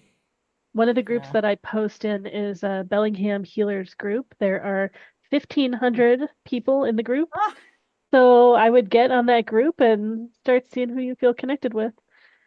that's a You know, Facebook you group? could share having a gathering of people, right? It could be informal. Okay. You could just go have coffee together. Yeah. Okay, in You my know, and spare time, choose I who feels do. like good connections for you. Thank Did you. we get all our questions? The other Yeah, is that person all? appears to not be here at the moment unless they change their name. I just texted them. So if you Um, sometimes your initials are RP. I think you came in with that name. You might have changed your name when you were here. So if you are here and you're wanting to ask your question, let us know. That the person may not be here anymore. They may come back. All right. Yeah, I don't see them. Okay. Does anybody have any questions about what we talked about today, or like is your mind blown or what? Yeah. Yes. Yeah, you can go ahead and unmute. We want to make sure we don't have all of you talking at the same time. But yeah, go ahead. You can unmute and share. You don't have to, wherever you are, if you have something you want to share. And it could be that you came here and want to talk about something different too. Like we can go wherever we go. Yeah, we still have time. So if there's something that that was on your mind that you want to talk about, bring it up. Now's the time.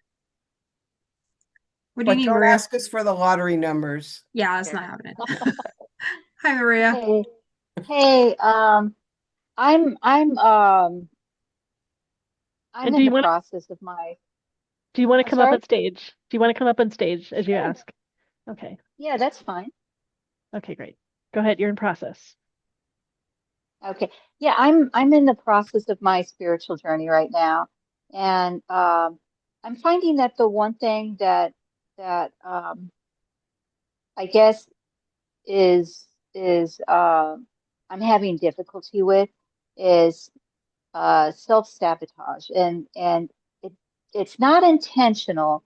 It seems to be coming, I don't know if it's ego or pride or the subconscious or what, but as I'm making steps forward, something will come up and mentally, and it just seems to drive me back on that. And I do have somebody that I do have an archangel I'm working with, and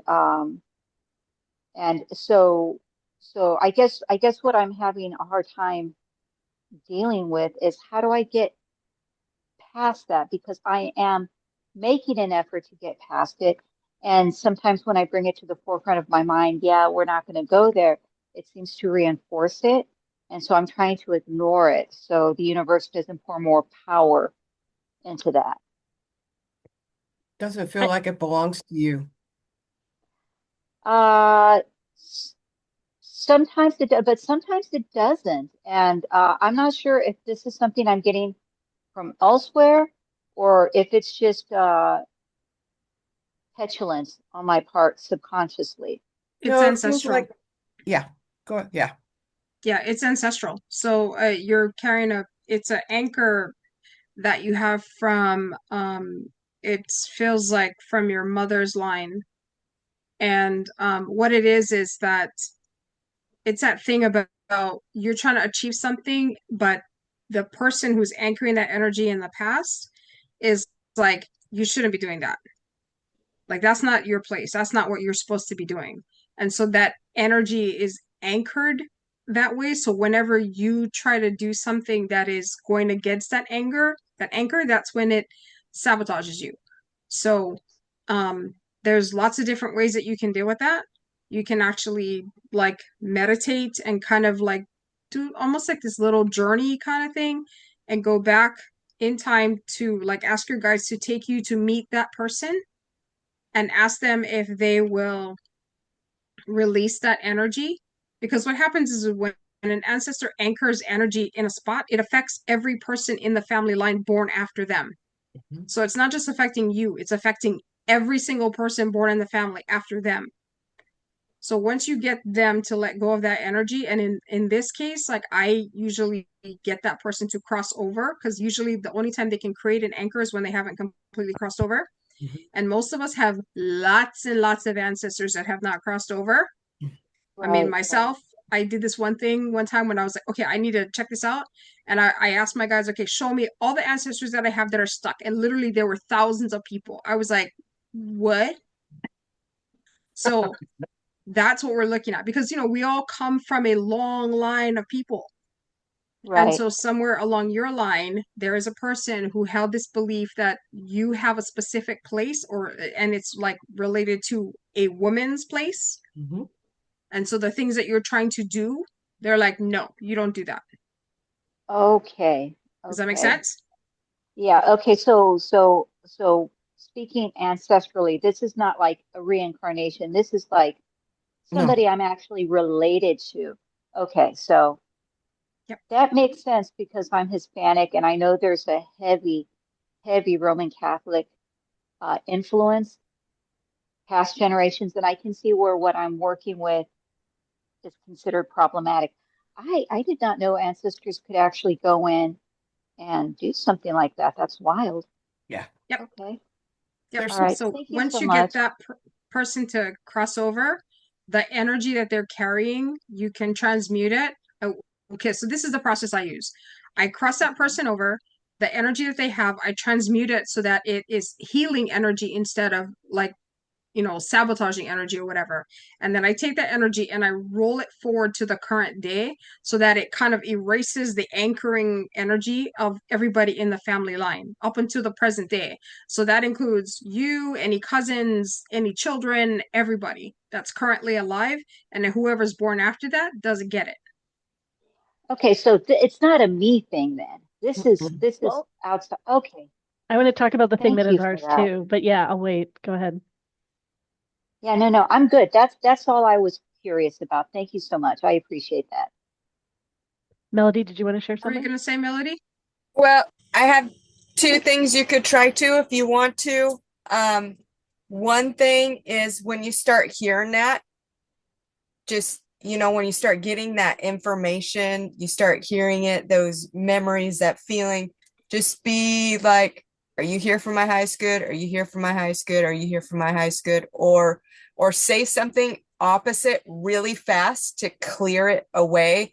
For example, you could say roses and lollipops, or you could say love and light, but anything to get that negative energy away. And for the family thing, what I like to do is I see the whole family line. So go far back as you can. I'm sure you can go pretty far back and pick that higher matriarchal female or male that it is that starts in your family, and just imagine golden healing light going through your whole family tree and cleansing it and make it like hot molten gold so it like singes all the negative away. At least that's what works for me. Everybody's got to find what works for them, and just see that melting beautiful golden light go and clean it all away, like fire purification but gold. Okay. Just a thought Okay. to try if And it then resonates. If it doesn't resonate, it's not for you. Okay. Yeah, no, I got it. I got it. Yeah, I'm wondering if this came on because a couple months back I was actually doing energy work for my ancestors for their highest and best good. And so I'm wondering if I just kind of like ticked somebody off or Yeah, something like that. you just triggered a process. The Okay. stronger that you get, the more that you work, it was eventually going to come up. So yeah. like a Okay. general way Okay. I play with these things too of how we can look at our parts also, and I'm reminding myself as I'm sharing this, is the model is that we all have some level of how good we will let things be, whatever context it is, how open, how flowing, how abundant, how joyous, anything. And we do learn it from our families, and things get passed down, and we have the responsibility of keeping it there, shifting and changing it. And what we often do is when things get more positive than we are comfortable with, we do things to sabotage to bring us back to where we are comfortable. So that's a typical thing that happens. And another typical thing that we do is when we notice that we do the sabotage is that we blame ourselves and get upset with ourselves, which further pushes us down. And a new option is Right. that whenever this cycle happens where we realize, something not so great is going on, and it had been better, is to love ourselves, appreciate ourselves for getting above the threshold. And the more that we can appreciate ourselves for having gotten above the threshold, regardless of what is happening now, to me, that opens up the self-love and the spaciousness. And it's part of what shifts where that level is. And there are ways to become Right. more and more aware of the feeling of when it goes above and I don't know if I can hold what this is and be with what this is. And there are ways of loving ourselves and grounding and all kinds of different things so that we can gradually right, our limit and raise our limit and raise our limit. And again, just learnings like, I got above, right? So, and that's Yeah. to me, it's like it's if we clear an ancestral thing, if we still don't allow our limit to shift, we'll go find something else and bring in something else. So Okay. this is Yeah, that makes sense. Yeah. No, I guess what was throwing me off, and it really does throw me off on the self-sabotage. It's things that are just so crass. It even throws me for a loop, and I'm having to stop and go, okay, I'm so sorry about that. If if I'm working with my archangel, and and I don't know if it's disappointment in myself for letting that come through. And that's why I was kind of thrown off, is that I wasn't sure if it was me or if it was something outside, because I hadn't considered that maybe it was something outside. But if that's the case, then that's something I can address and work towards. Yeah. You got some soul contracts to look at as well. There's one I see that your lineage signed, and it's almost like, how do I describe this? Like agreeing ahead of time to the terms of some contract, but you weren't even sure what was in it. But it's like this is part of everything. So yeah, I'll just sign on with this. And what I'm getting around that is it doesn't line up with your own personal integrity. So, and the word slavery keeps coming up. So there's probably something there in your lineage where there was slavery, and slaves didn't have any free will or choice. It didn't matter. You got born, you got sold, or you died there, or whatever happened. You didn't have access to your life. So there's something around that, around something that you signed up for, and you probably don't even, we don't remember those things sometimes. So there's at least one, if not more, different contracts that technically you probably don't even have to know what they are. You can just literally say, I'm letting go of anything that's no longer in present time, that is not for my highest good, that I signed under duress or whatever. It's like I'm letting them all go. You want to just get rid of them, burn them, visually burn them, whatever. But there's chains around you. It's like you see somebody striving to move forward and they're chained to something, and they can only move as forward as far as those chain links will let them. So that's what I'm feeling around this as well. Yeah, because I do have a heaviness that's on the back of my skull Mm-hmm. that is like a pressure. And Yeah. then it alleviates, but when I focus trying to do forward work, I can feel it come in. So Yeah. So I'm seeing like a collar around your neck with it in the back where like it would click and they could slide a pin through it. And back here also is an energy uh, uh, access point. It's a higher energy access point. Um, and did, are you a medium? Are you working? Do you get information? I'm working with an archangel. I was getting messages from spirits, or at least getting contacted from spirits a couple months ago. Mostly relatives when like this thing lit up for me. Mm-hmm. And I believe it was Archangel Gabriel said, okay, that's just a little too much. And he kind of shut that part out. But every once in a while, I'll get somebody come through. But I'm not hearing voices. It's just like a presence. And where I'm at right now, it's like an internal pendulum. So it's like asking 20 questions to Mm-hmm. get information, and I get a yay or nay on it. Okay. Because it just feels like there's a block back there, and you were mentioning that you feel pressure on the back of your neck. So, Mhm. and just as we're talking about it, you're letting a lot of this go, but there's still stuff at the back of your neck. It's Yeah, almost because like a it's tied to the leash. contracts. I'm sorry, go ahead, Kai.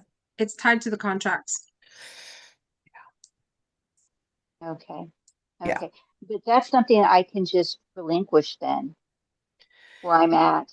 Yeah, you can, or you can get somebody who maybe is a little more experienced in that and they can help you do that. And you can ask your Okay. angels if they can assist. Hmm. Okay. Okay. Yeah, All right. That's good to know. Thank you so much. I do appreciate that. you're very welcome. All right. Right. And I know, Goddess, did you have a comment on this or did you have a comment on something else? No, I have just a real comment, a small thing that I learned really easy, Maria, to release what I call human default mode. And I'm going to bring you up. Sometimes we think, Is that what's okay? that, Lovey? Oh, I'm going to bring you up. yeah, Is that sure. okay? Oh, that's fine. Perfect. So default mode. Oh, yeah. So sometimes we have what's human default mode. We think because we want to get rid of something that once we've worked through it, those thoughts should no longer be there. We loop all the time. So what I learned is that you can ask those things, you can command those things to leave. These are not my feelings. These no longer belong to me. I send them on with love, now and forever. Thank you. So it is. So it is done. But the important thing, though, Maria, is to do it from a point of um, bringing up that information, bringing up that story, bringing up that energy, bring up that energy. And then, right when you feel it's there, I call it flatlining, then say, these feelings are not mine. These feelings do not belong to me. I release them in love now and forever. Thank you. Thank you. And so it's done.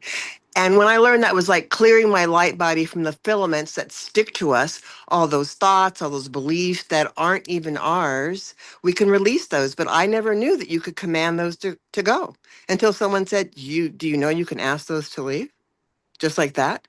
Just like that. But somehow we get mired in a bunch of other things, and that's okay. But I like the expedient efficient way so that you start to feel what is and what is not yours. And then, we hang around with what feels comfortable. And when you start to question and put your critical thinking, discerning spiritual heart into it, you go, that's not even mine. I don't even think that way anymore. Oh, yeah. Yep. Anyhow, there you go. Thank you. Great. Thank you so Thank much. you. Mhm. Thank you so much. Thank you, Maria. All right. And And then then, Rosemary said she had Yep. a question. yeah, Rosemary, did you want to come up? Okay.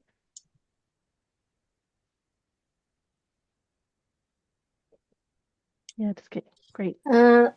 So just hearing Maria talking about the self-sabotage, it just made me think, this is kind of related, but a little different.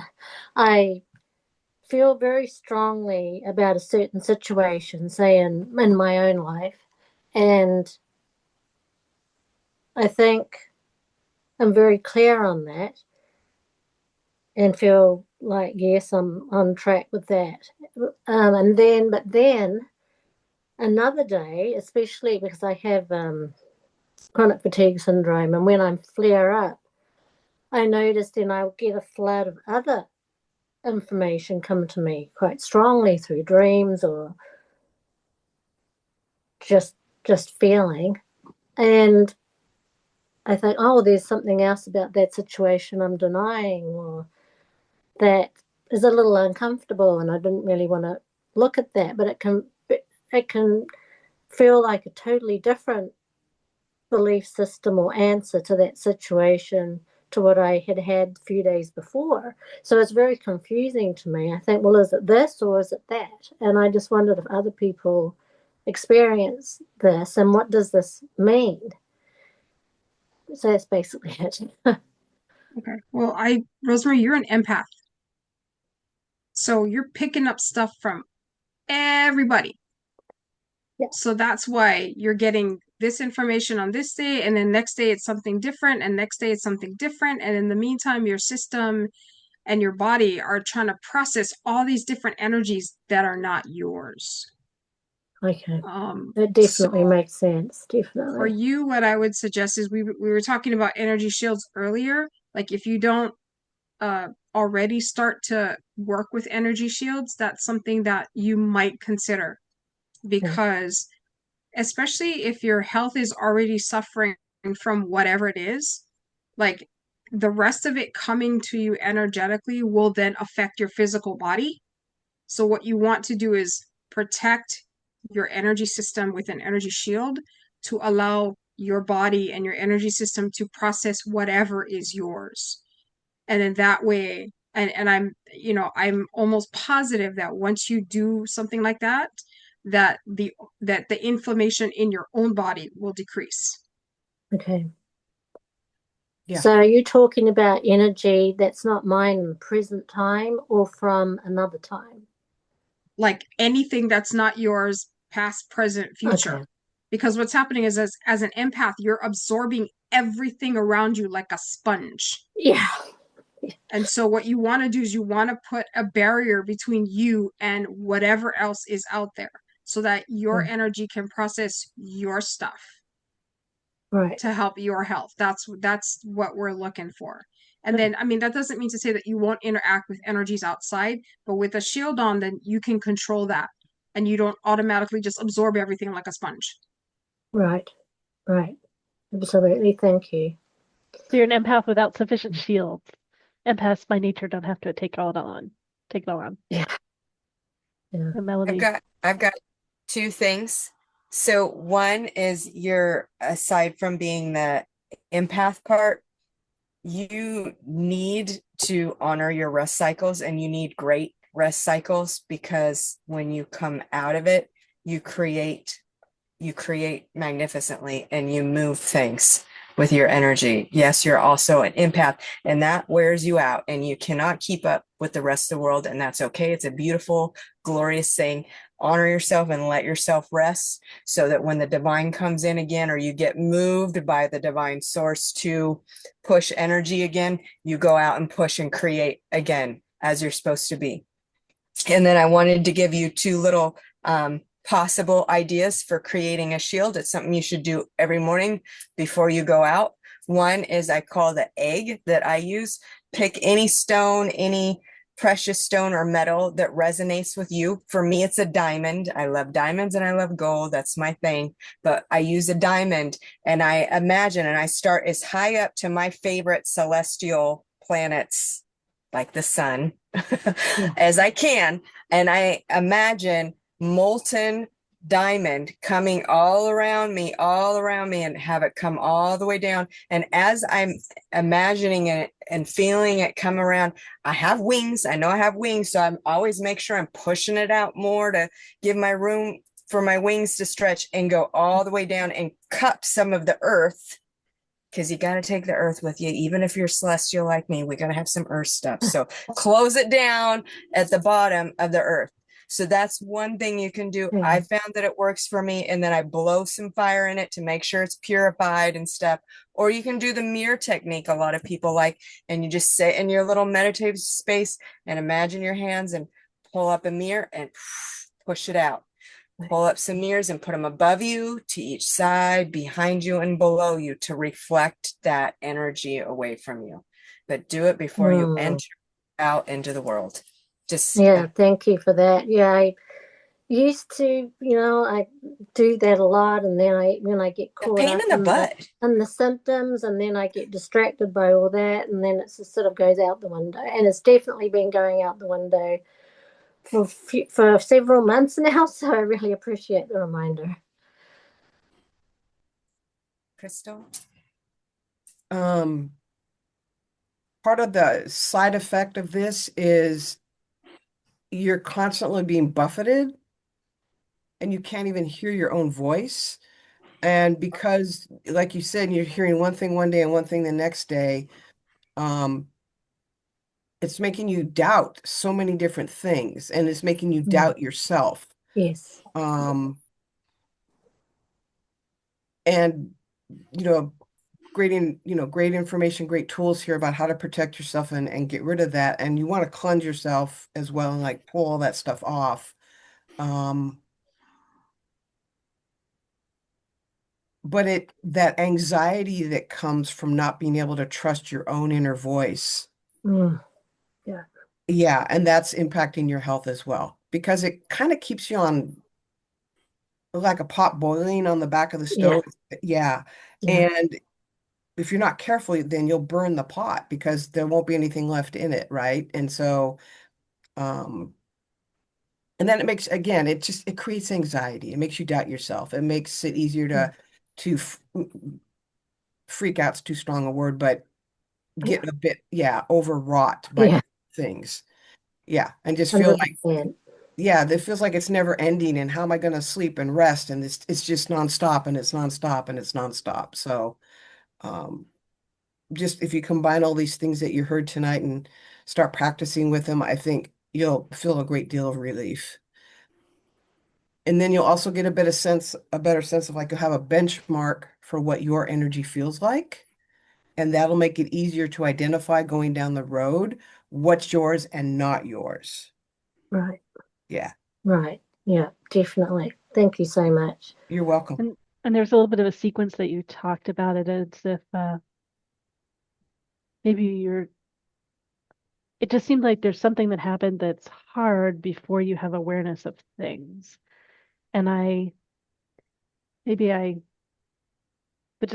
you to wonder and explore what it might feel like to have clarity, to know, without something being hard or without feeling overwhelmed. So letting you wander into and feel into what that would be like, so that you're opening more to that. Yeah, definitely need to let go of the overwhelm. Yeah, like that you can have insight, or that you can have peace, or whatever the things, right? That you can have energy for whatever without feeling overwhelmed, without overwhelm coming right after that. All those kinds of, all the patterns that have happened. Yeah, Crystal. Yeah.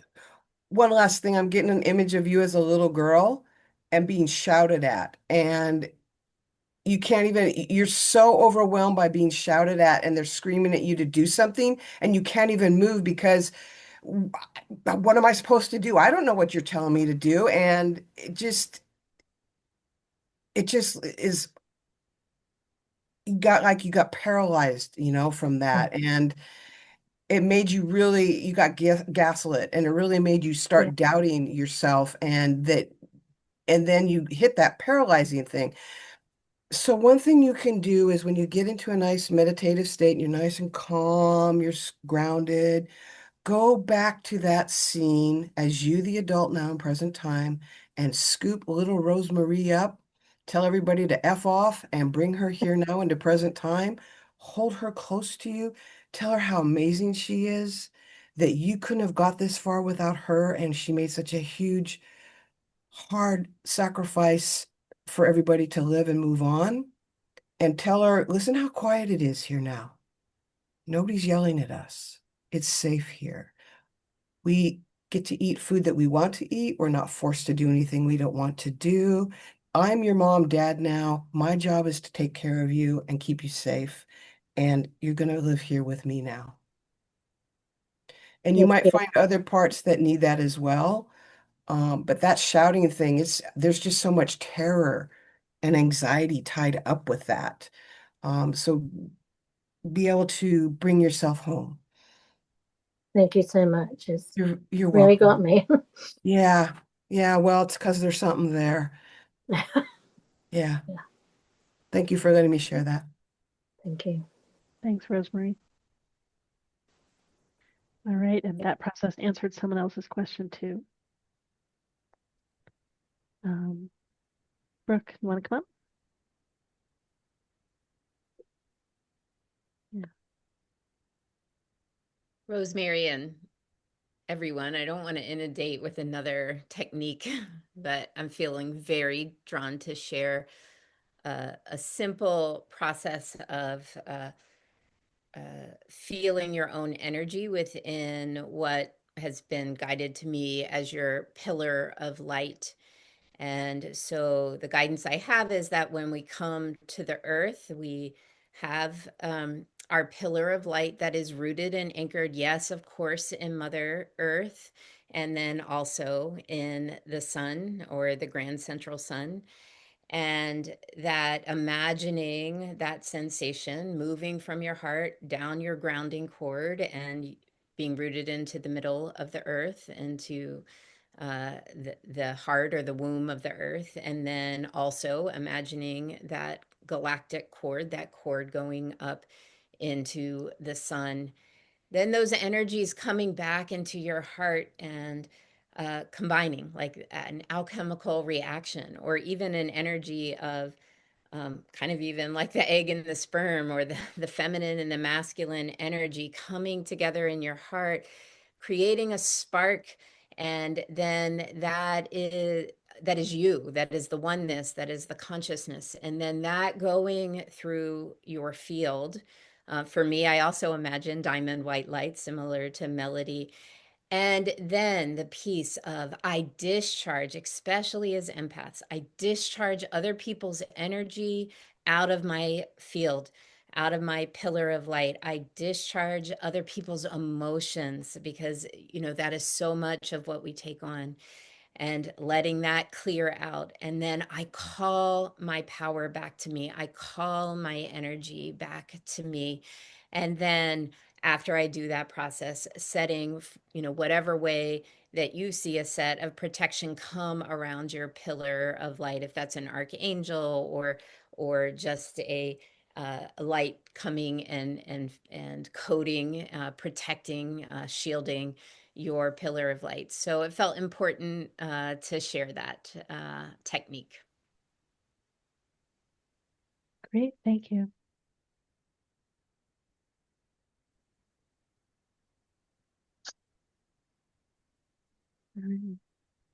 I know we had one quick follow-up question from earlier, if anyone has. V, who was asking about her cat earlier and where her cat might be. Did we have any suggestions of what direction to look in for these barns and sheds and all these things? I was getting like direct line from the door the cat left. So if the cat went out the back door, go that way. If the cat went out the front door, it feels like it's a straight line. It doesn't feel like the cat went like way far. It feels more like in a direct line from the door that they left out of. So whatever that direction is. Because I'm terrible with directions because I used to live on an island. It's like, don't ask me that. Me too. Me too. Oops, I was gonna say. I see the cat. I'm awful at directions too, so I'm right there with you. I'm probably worse. I just asked my guides and I said from Archangel Uriel, but northwest area. But again, they said the energy can shift at any time. It could go in a different direction, of course. I'm thinking they mean like maybe more of a remodeled house with an older barn, or possibly a barn that was remodeled mixed with you know, a mediocre house and an older barn, like maybe there's one of each on each property. It's kind of on the property. And I don't know if it's a creek close by or if there was some flooding in the area, but I see kind of, how there's a culvert and the water goes through. So either that or a smaller creek or something going through fields if in case you're flooded area. I'm not sure where you're at. I'm sorry. But that's what I got. And again, just reiterating, they said all the clothes, you might need to Google the exact directions, but like a cat trap you can set out with your clothes and the scent of you and your loved ones and the animal and the other cats that he's used to, hon. So good luck. I know you're going to get him. We're going to send good vibes. Yeah, Someone else so had yeah, someone else had a suggestion that maybe that the cat might be hiding under a porch or something, Mhm. and that they maybe injured from a fight. So, it's look for like when you head in that direction, like check kind of like in a place where a cat might fit as well, like under porches or things like that. I mean, but I don't feel like the cat is in a like buried deep under something, Mm-mm. like not like under the center of the house or anything like that, but it feels like if you're gonna find her, it'll be in a place where you're likely to see her or notice or whatever. So um yeah. people keep talking about writing about putting some things with the cat's scent outside. So energetically sensing back and forth, I think. Yeah, that's possible. I mean, if the weather's not insane, then the cat might be able to pick up the scent. But yeah, I mean, it's an option. It's kind of a call, yeah. Yeah, it can't hurt really. But of course, you also want to prepare for the possibility that, she may not come home, of course.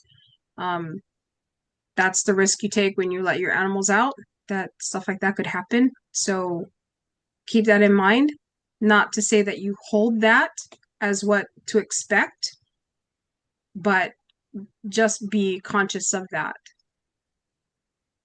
Because that's just a reality. When you let animals outside, stuff happens. The puppy here with me, right, is no longer with us in body. Yeah. Oh, yeah. Things happen. Yeah. Yeah. All right. Just any other topics that anyone wanted to bring up tonight? Maybe a few more minutes. Maybe everyone feels full. Y'all Have we get your stunned you money's all? worth? What was that? How I many said, of you did you said? all get your money's worth? I have to say, I really enjoyed your guys' conversations. You guys will all work together very well. Oh, Really thank you. enjoyed this. Thank you so much. Me too. But you know what you were saying, Lorelai, about finding people to be around. Well, each place that I've moved to and lived to, I've found people to be around. But I just haven't done well with groups. Over time, there are smaller groups. There's the drama, the trauma, the talking about growing but not seeing the growth. And there's been good things I've learned from this, a lot of it in working, but you guys are the first people I've felt that are true, I guess you would say. So I'm been coming back here to you, and I probably need to have some individual time. But then in that process, I may then attract some more people that Thank are you. closer to me. Yeah, I So, encourage you, and you could set up one-on-ones with people too, but I encourage you to engage it like online dating, even though you're making friends and colleagues and things like that, right? So have a sense of, and it's to work with someone like I do this with people all the time for dating, but come up with some questions, some topics that you could talk with people about to get a sense of whether it would be a good connection. So you could go on that Facebook group and say that you're, newer in town and that you want to connect with other energy workers and other light workers and, that are developing themselves, that it works better for you to meet one-on-one and you're wondering who is interested in connecting and what kinds of topics would they like to talk about, and where are they on their journey? So have them write back about where they are in their journey. Look and read and feel how they talk about their journey and what topics they're interested in. So do it in a way that you're screening them. But don't get together with everyone. Yeah, don't get together with everyone. There's some that's stuff they got to pass through and see how it feels and have some private messages back and forth with them first. Yeah, the thing to remember is like not everyone is entitled to your energy or your time. I understand that one very well. Definitely. And Yeah, and so Julie made a really good comment. She said there's something from groups that can be as scary as an empath, especially people that have strong energy. It's harder to shield. That's true. It's like sometimes when you get into a group of people, you can have people with really strong energies, and sometimes that can make people uncomfortable. And you just need to keep looking for your people, your group, your tribe, the thing that, that makes you feel comfortable. Because I mean, yeah, like if you're a person that feels like you're not that strong and you're hanging out with a bunch of people that you feel are stronger than you, then, that makes you feel like you're at a disadvantage, whether it's true or not. That becomes your belief and that holds you back. So you need to find people at your level, at what you feel is your level or slightly above it, so that you have something to strive for and then keep going. Well, I'm looking at you. I know exactly what you're talking about because I don't usually have that problem. The problem that I've had in the most recent years where I've learned to trust my little voice, implicitly, is that a lot of times the people that I talk to do not live on that level at all. They're always in a smaller world. I'm not saying bad, very nice people and everything. And so, I believe I am open here. So, Yeah, and I and so appreciate what you're saying, yeah, it's just keep and I don't looking. believe I'm better than, believe me, there's nothing there for that, but Yeah, you just got to be at wherever your level is. something That's all. that allows you to converse. and two of the Right. things that are nice about it, two of the things that are nice about it being on Facebook is that you can usually see some photos of them and you can also look at what they've posted. Even if you're not friends, they might have some things that are public. So you can get a feeling for who they are, what their energy is like, even before you write back and forth. Like you can write a post, share a bit about you of where you are in your journey. Don't share too much and share enough and have there be a photo of you that they can feel and see too. And then ask them to private message you if they're interested. And then, and the kinds of questions I said. So that way you can check them out and you can have dialogue in private. It doesn't have to be in public. So no one feels shame if it's not a great fit, right? Well, It I makes it easier for you to say no. as you know, I work in Costco selling bamboo sheets, so I talk to lots of people, and in the course of that, I come across people where we share a connection similar to that. Most of the time they have to go on because some more customers came. And I have had several of them where it has been like, oh, I would like to spend more time with this person, I think, but I don't know how they feel. And you don't Yeah. get that chance. But I definitely see myself open to this, and I don't know. I guess maybe it's trying to be time. It's great. Thanks, Tabby. And I Julie, think do you Julie have a has a question? follow up to this. Yeah, kind of this. Do you want to come up? Yeah, well, whatever. It's just a small question. I guess with what we were talking about, it happened at the MIWI fair, the beginning of the day when there's a panel of people, you know, the last one I went to, I came in the room and it didn't feel great, so I came out and I just didn't come back. And I was wondering if, and you know, sometimes you're in a big group and you don't feel good anymore, you know, could I take a step back or, you know, and shield myself better, or just like get that information and just leave? You know, is there a good answer? Or, you know, I just wonder if I could have gone, you know, if I step back to shield better or something.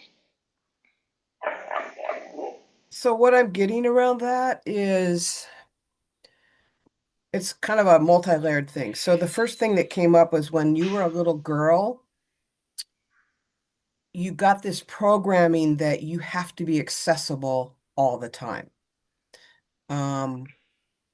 That you weren't allowed to have private space, that you weren't allowed to keep anything for yourself. You had to be accessible 24/7. And so that's kind of staying with you when you go out into the world. And tacked onto that is a responsibility thing about if you feel something or whatever that you're responsible, you have to like do something with it or fix it for the other person.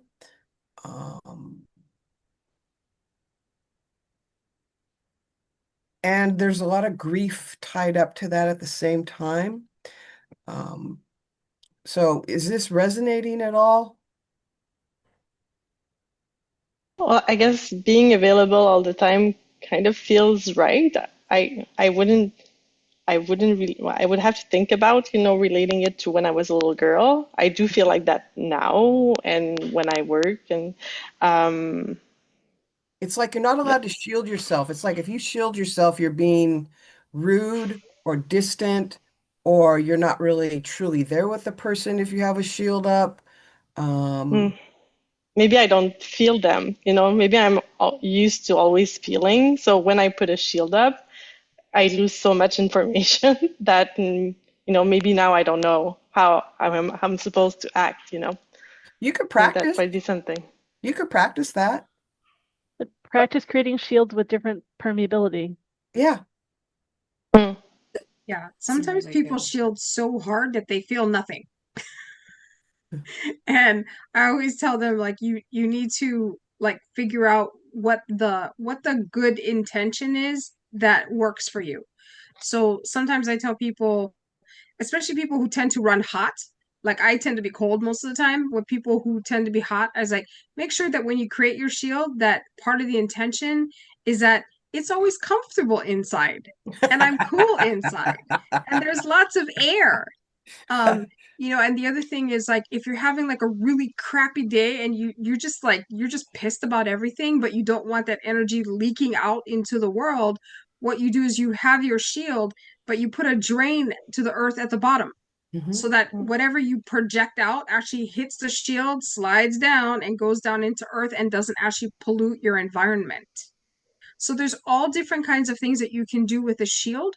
So in your case, like what you do is you build a shield, and I always tell people keep it simple, like good things in, bad things out, and that you're comfortable. Then that way you will get what you're supposed to get as far as like information and things like that. Because your shield can be intelligent. It's not like it's not like a sheet you put over your head, right? It actually can make decisions for you and help you with things. So if you kind of keep it simple that way, then you'll get what you need and you won't get bombarded by stuff that you don't, and that is not for your highest good. Yeah. And I just, sorry, go ahead, Crystal. I'm sorry. I was just going to say that because you feel like you're not getting enough information, that maybe it makes you anxious because you might be using all that information that you're taking in to make decisions, whether you're conscious of it or not, about your environment, about the people, about are you safe? There's something to me safety related here about that. I was gonna, along the same lines of the safety thing is this a situation, initiation situation where you need to face a fear and push through it? Or, and only you can answer this, but I invite you to fill into it. sometimes we're not supposed to be spaces. We're just not. Doesn't mean anything's wrong with that space. It's just not our right time. And sometimes we need to eventually learn to trust our higher self and our body and go, it's not for me right now. I don't know why. One day it will be for me, but for some reason today I'm just getting the F no, not today. I'm gonna go left instead. For whatever reason, but only you can tap in and know, is this a fear that I need to face or a boundary thing I need to address? Or is it just, it's not for me today, and that's okay. It's okay that today's not my day to be here. Doesn't mean I'm less or they're more or I'm more. It's just not my space right now. That's Yeah, all. it's like just follow your instincts on stuff. I mean, like, you're talking about the panel in the morning. Like, there's been sometimes I just skipped it because I just felt like I don't want to go today, and I didn't. And then usually Lorelai comes and gets me because somebody has a question that I need to answer. But usually, if I decide not to go, there's a reason why I don't need to be there. And like sometimes, like when Lorelai runs the practice circles, I show up for them randomly because my guides are like, show up for the practice circle. And I'm like, why? And they just say, show up. And I do. And inevitably, there's somebody there that has a question or has a problem that I need to help with. So if you follow your instincts for stuff like that, like, then you'll know, like, yeah, am I going today? Nope. Or, yep, today's the day. So just follow your instincts on that. And, and in other words, like, don't have any expectations about, oh, I'm supposed to be there or I have to go there. So you don't have to do anything. Just follow your instincts and you'll be good. It's like I see an image of a person with a seeing eye dog and a cane, and it's like that's how you would feel if you didn't have all your emotions, or you didn't have all your empathy feelings on all the time. You'd be blind. You wouldn't get enough information to trust your environment. So again, there's something safety related there. So something to play with. Yeah, so would you suggest that I meditate on, because I think there's something there. I wouldn't know what, but I think there is something fear related. Yeah, meditate Wonder, on it, think about it, yeah. dream about it, fall asleep with a question in your head and wake up in the morning and see if you get any information that way. You can journal about it. You Okay. can ask your guides, like, hey, clue me in. What am I looking at? And you Do the can set up a whys. shield. Why? You can Sorry. set up a Do shield the that whys. changes Why? over time too. So you can set up a shield that changes over time too. Like it might simply be that you're so used to having so much around that having less around, right, at some point wasn't safe. And so just the quantity. And so you can set up the shield so that it decreases how much it lets, or, in that case, decreases how much it lets through over time. So it just stops some and then more. And like you can play with all kinds of things. You have the power to set it up. Yeah, I might have been all or nothing, kind of going out and then, saying, oh no, I need to shield, and then I would shut everything out. So I need to find the sweet spot. Yeah. Yeah, And you thank can you. also use an affirmation. In this moment, I am safe. In this moment, I am safe. And the reason an affirmation helps is, one, you're consciously setting an intent instead of anxiety over here, like running the hamster wheel. We build our future one moment at a time. So when you start off with, in this moment, I am safe. Yeah. Again, you set for the next moment and you set for the next moment. And then you start to create an intentional way of moving in the world, knowing that you are safe. And that's another, and when we do that, we build new neural pathways in our nervous system. It helps calm the body, the physical body down, because that's what I'm feeling. Some anxiety is some fear in the physical body, as well as the emotional body. And there's another one called the 5-4-3-2-1 reset, which to me is kind of playful. It's like, what are 5 things I think it's see right now? What are 4 things I can hear right now? 3 things it's see, feel, hear, taste, smell. And that stops the hamster wheel because you're focusing on this question. You're interrupting that, whatever that pattern is, by doing that. It makes the body feel safer because you're actually using the body to use all five of those senses. You're using your five senses. And so that calms the body down because it's being directed and you're in charge of what, the 5, 4, 3, 2, 1 thing. It helps create a vagal nerve reset. And to me, my little kids inside think it's fun. Because there's this playful, it's like, okay, what are 5 things? And like, okay, let's try 5 things. And it takes you out of that fear frequency. It changes you're using the law of polarity to create another place farther up that frequency spectrum. Thank you so much. I thought it was a short question, but I got so much more. Well, you got all 4 of us up here, so yeah. Thank you. Well, Melody, the other there's something thing else to, you wanted to. I just want to say one more thing. Just another thing to keep in mind is like we always have a tendency to think in terms of either this or that. When a lot of times what we do and how we work with energy, it's this and that. It's not or, it's and. So keep that in mind. Like, it's so when you create shields or you do any kind of stuff, it's like, okay, can I have this and that? It's not this or that. And try to work it so that you can have like this and that and that and that. So it's a constant adding of things to get the thing that you want or that works best for you. It's never an either or. It doesn't have to be. Yeah, either ors are how we get ourselves stuck. Yeah. All right, great. Well, before we finish up, I'm wondering, Kai and Crystal, do you want to share a little bit about the event that you're doing in Bellevue on August 23? Oh yeah. Go for it, Kai. Magic, miracles, and mayhem. We're so excited. Basically what it is like, so this is kind of what we planned for it on Saturday night.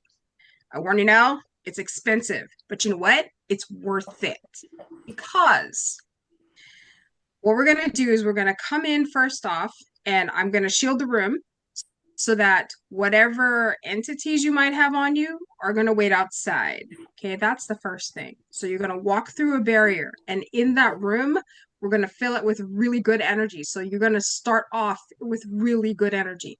Then Matt is going to do a group clearing in the way that he does it. And then we're going to do some talking, answer questions, blah, blah, blah. And then I'm going to do a group clearing. And what I'm going to do for that is I'm actually going to blast everything off your aura that does not belong to you and call everything that is yours back. Okay, that's what I'm doing. And then we're going to do some more stuff.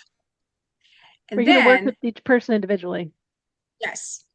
Like towards the end of it, we're actually going to, whoever shows up, we're going to work on each person, the 3 of us at the same time. Mm-hmm. And so like Matt has a different way of healing. I have a different way of healing and Crystal has a different thing. So all 3 of us working on one person at the same time. So my plan is when I get there, I'm going to turn all my stuff on. Everything that I do, I'm going to do for whoever shows up. So if they have ancestral stuff that needs to be taken care of, I will go after it. If there is like curses or past life stuff or whatever it is, I'm going for all of it.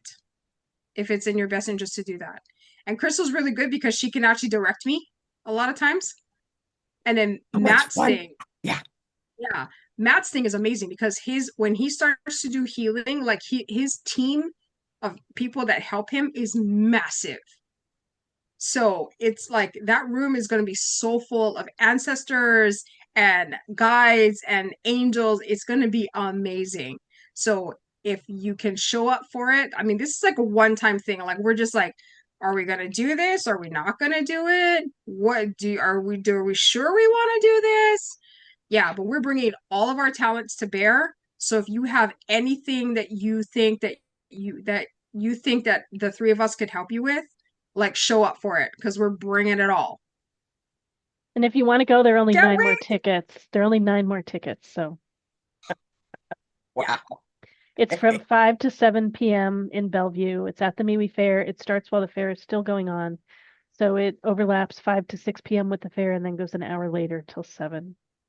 It is $75. So it's less than the cost of working with each of them. Yeah, And the because other just to thing work is, with me, yeah, just to work with me is $100. yeah, Just me. yeah, So for the 3 of us all together, that's cheap. yeah. And you're going to be sitting in this energy, and it's going to be very high frequency energy.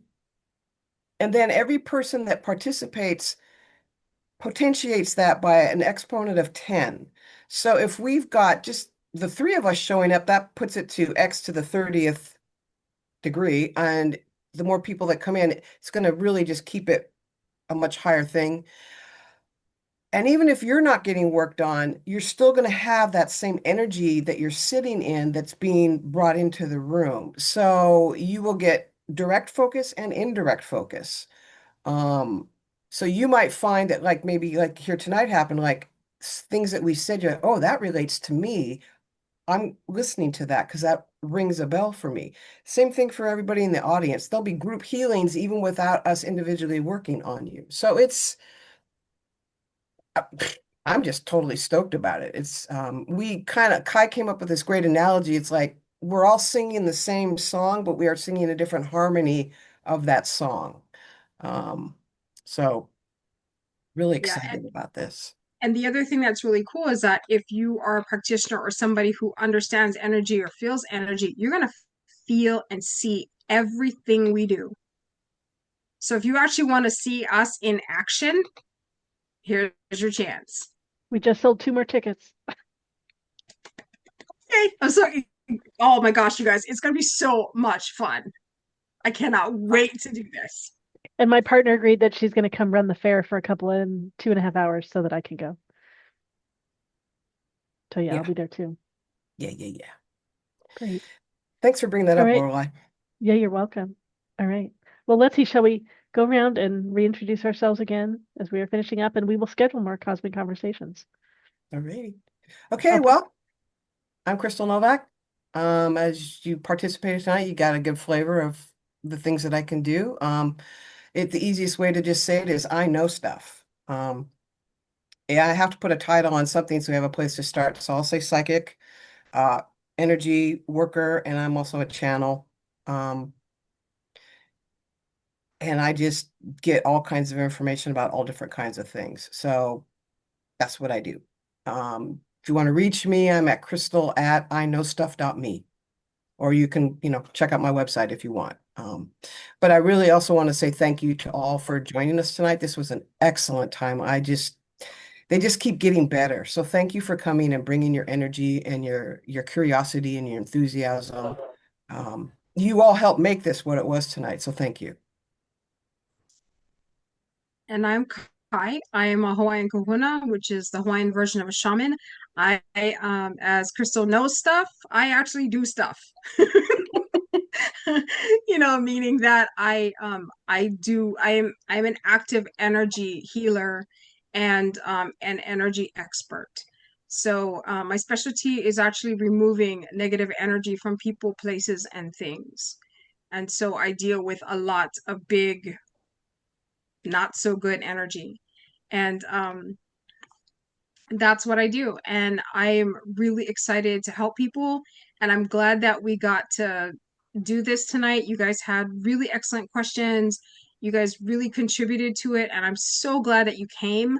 And hopefully all of you got something out of it that you can take with you, either to think about or contemplate on or dream about, or just think, hey, can I do that? Or how does that work? Like, whatever moves you forward, I hope that we manage to do that for you. So thank you very much for coming. I appreciate your time. And hello all again, and thank you. It was wonderful playing with you and talking to you and having this conversation and being invited into this group. My name's Melody Rosecrans, www.invokeandraw.com. I'm a medium, Akashic Records reader, and energy healer. And could you just spell invokeandra.com for all the people watching the video? Yes. INVOKE and AND Ra, as in the God, RA.com. Great, thank you. And I'm Lorelei Shamayo. You can learn more about my intuitive eye readings at intuitiveeyereading.com. You can learn about the archetypes I read in people at thrivetypes.com. I'm currently teaching a class on how to read the 7 talents in people's eyes. And this fall, my aim is I will be teaching the class on how to grow through the lessons of the talents. So how to develop yourself through the lessons so that you express the best of who you are integrated together, pointing to your purpose. And I'm excited to run more and more events at MeWe Fairs, MEWEFAIRS.com. We'll see you again online and in person in the Pacific Northwest. Our next events are this weekend, we'll be in Ocean Shores, and then the following weekend, August 23, 24, we'll be in Bellevue. And then we're heading back down to Oregon. Thank you so much, everyone, for being here together. Appreciate this all so much. I love that you all had this idea for this event and that we've been able to develop this, and now that we're growing this is great.